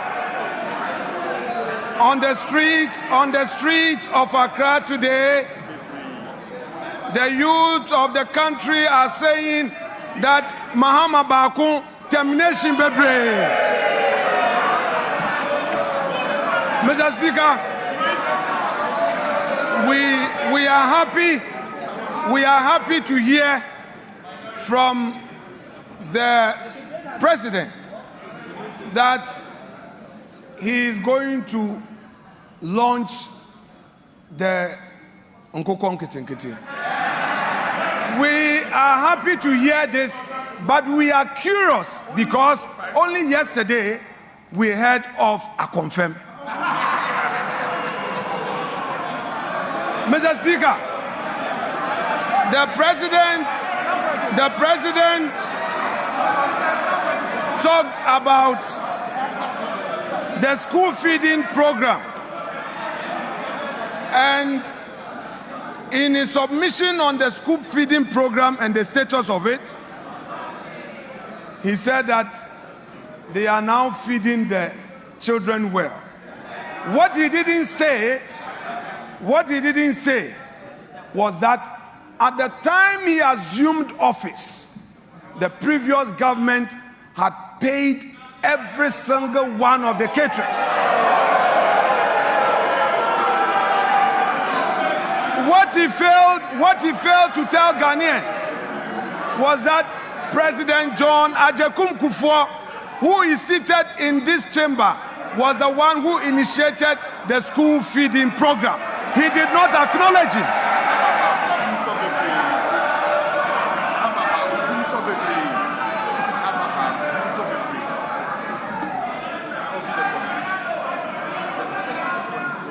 Mr. Speaker,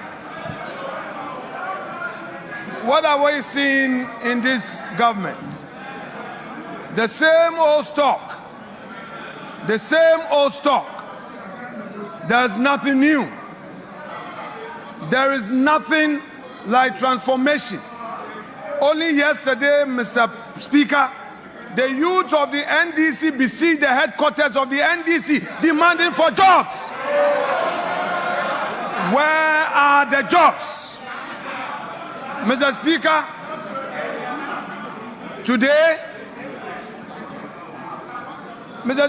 today we are seeing the 184 or so filling this chamber, the 183, plus the independent MPs who have caucused with the NDC. Today this house is full, but Mr. Speaker, Mr. President must know that the majority is frustrated. They don't come to the chamber because there are no jobs for them.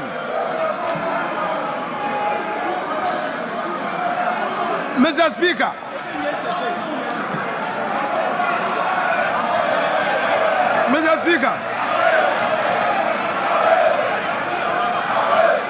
no, we have patience. Honorable members, please. Honorable members,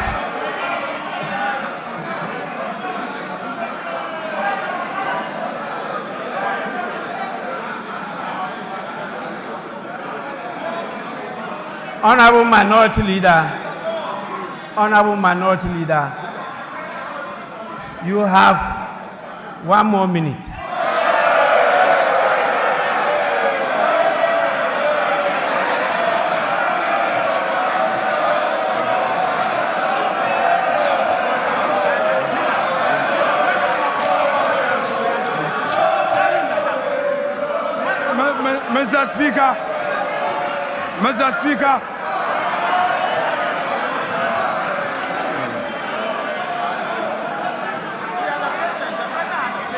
Mr. Speaker, when Akufo-Addo was here on his last SONA, Akufo-Addo had patience for Emmanuel Ama Kofi-Boa to speak.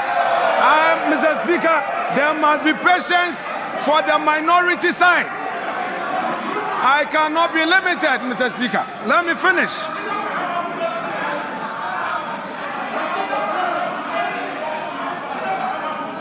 Mr. Speaker,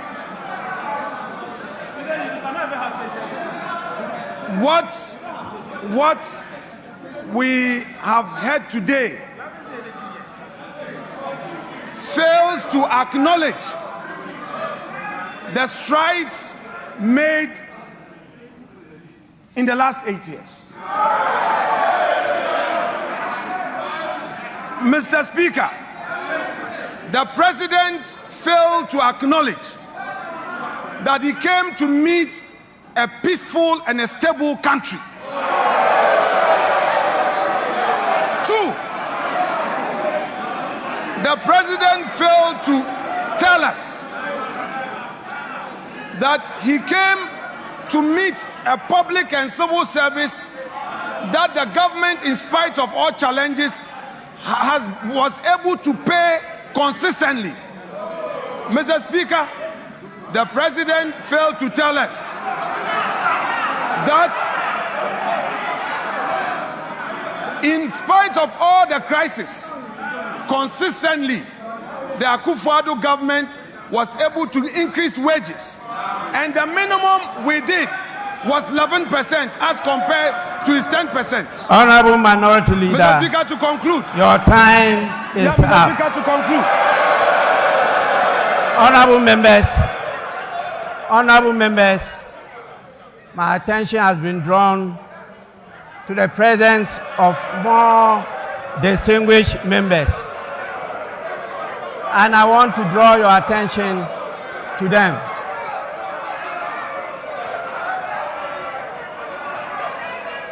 Honorable members, we have with us in the chamber Honorable Bernard Mona, the PNC presidential candidate for 2024. 2, honorable members, we have the APC presidential candidate Hassan Abdullahi Ayarga. Honorable members, we also have the national chairman of the PNC, Mr. Asaki Samson Awingobit. And we have the PNC vice presidential candidate in the person of Joycelyn Akofa Doche.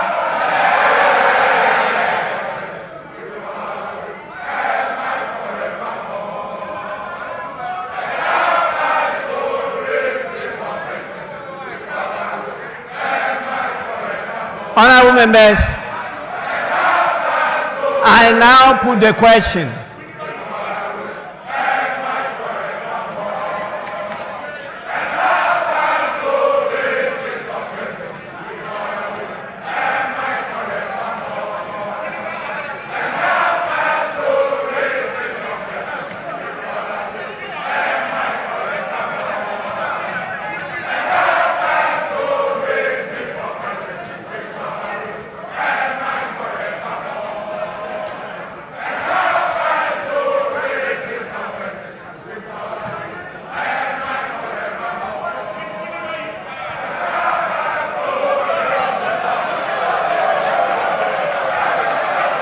Honorable members, the motion has been moved and seconded.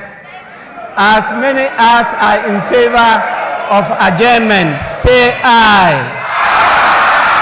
As many as are against, say no. I think the ayes have it. Honorable members, the ayes have it. The motion is adopted. The House is accordingly adjourned till Friday, 28 February 2025 at 10 o'clock in the forenoon. The House is adjourned.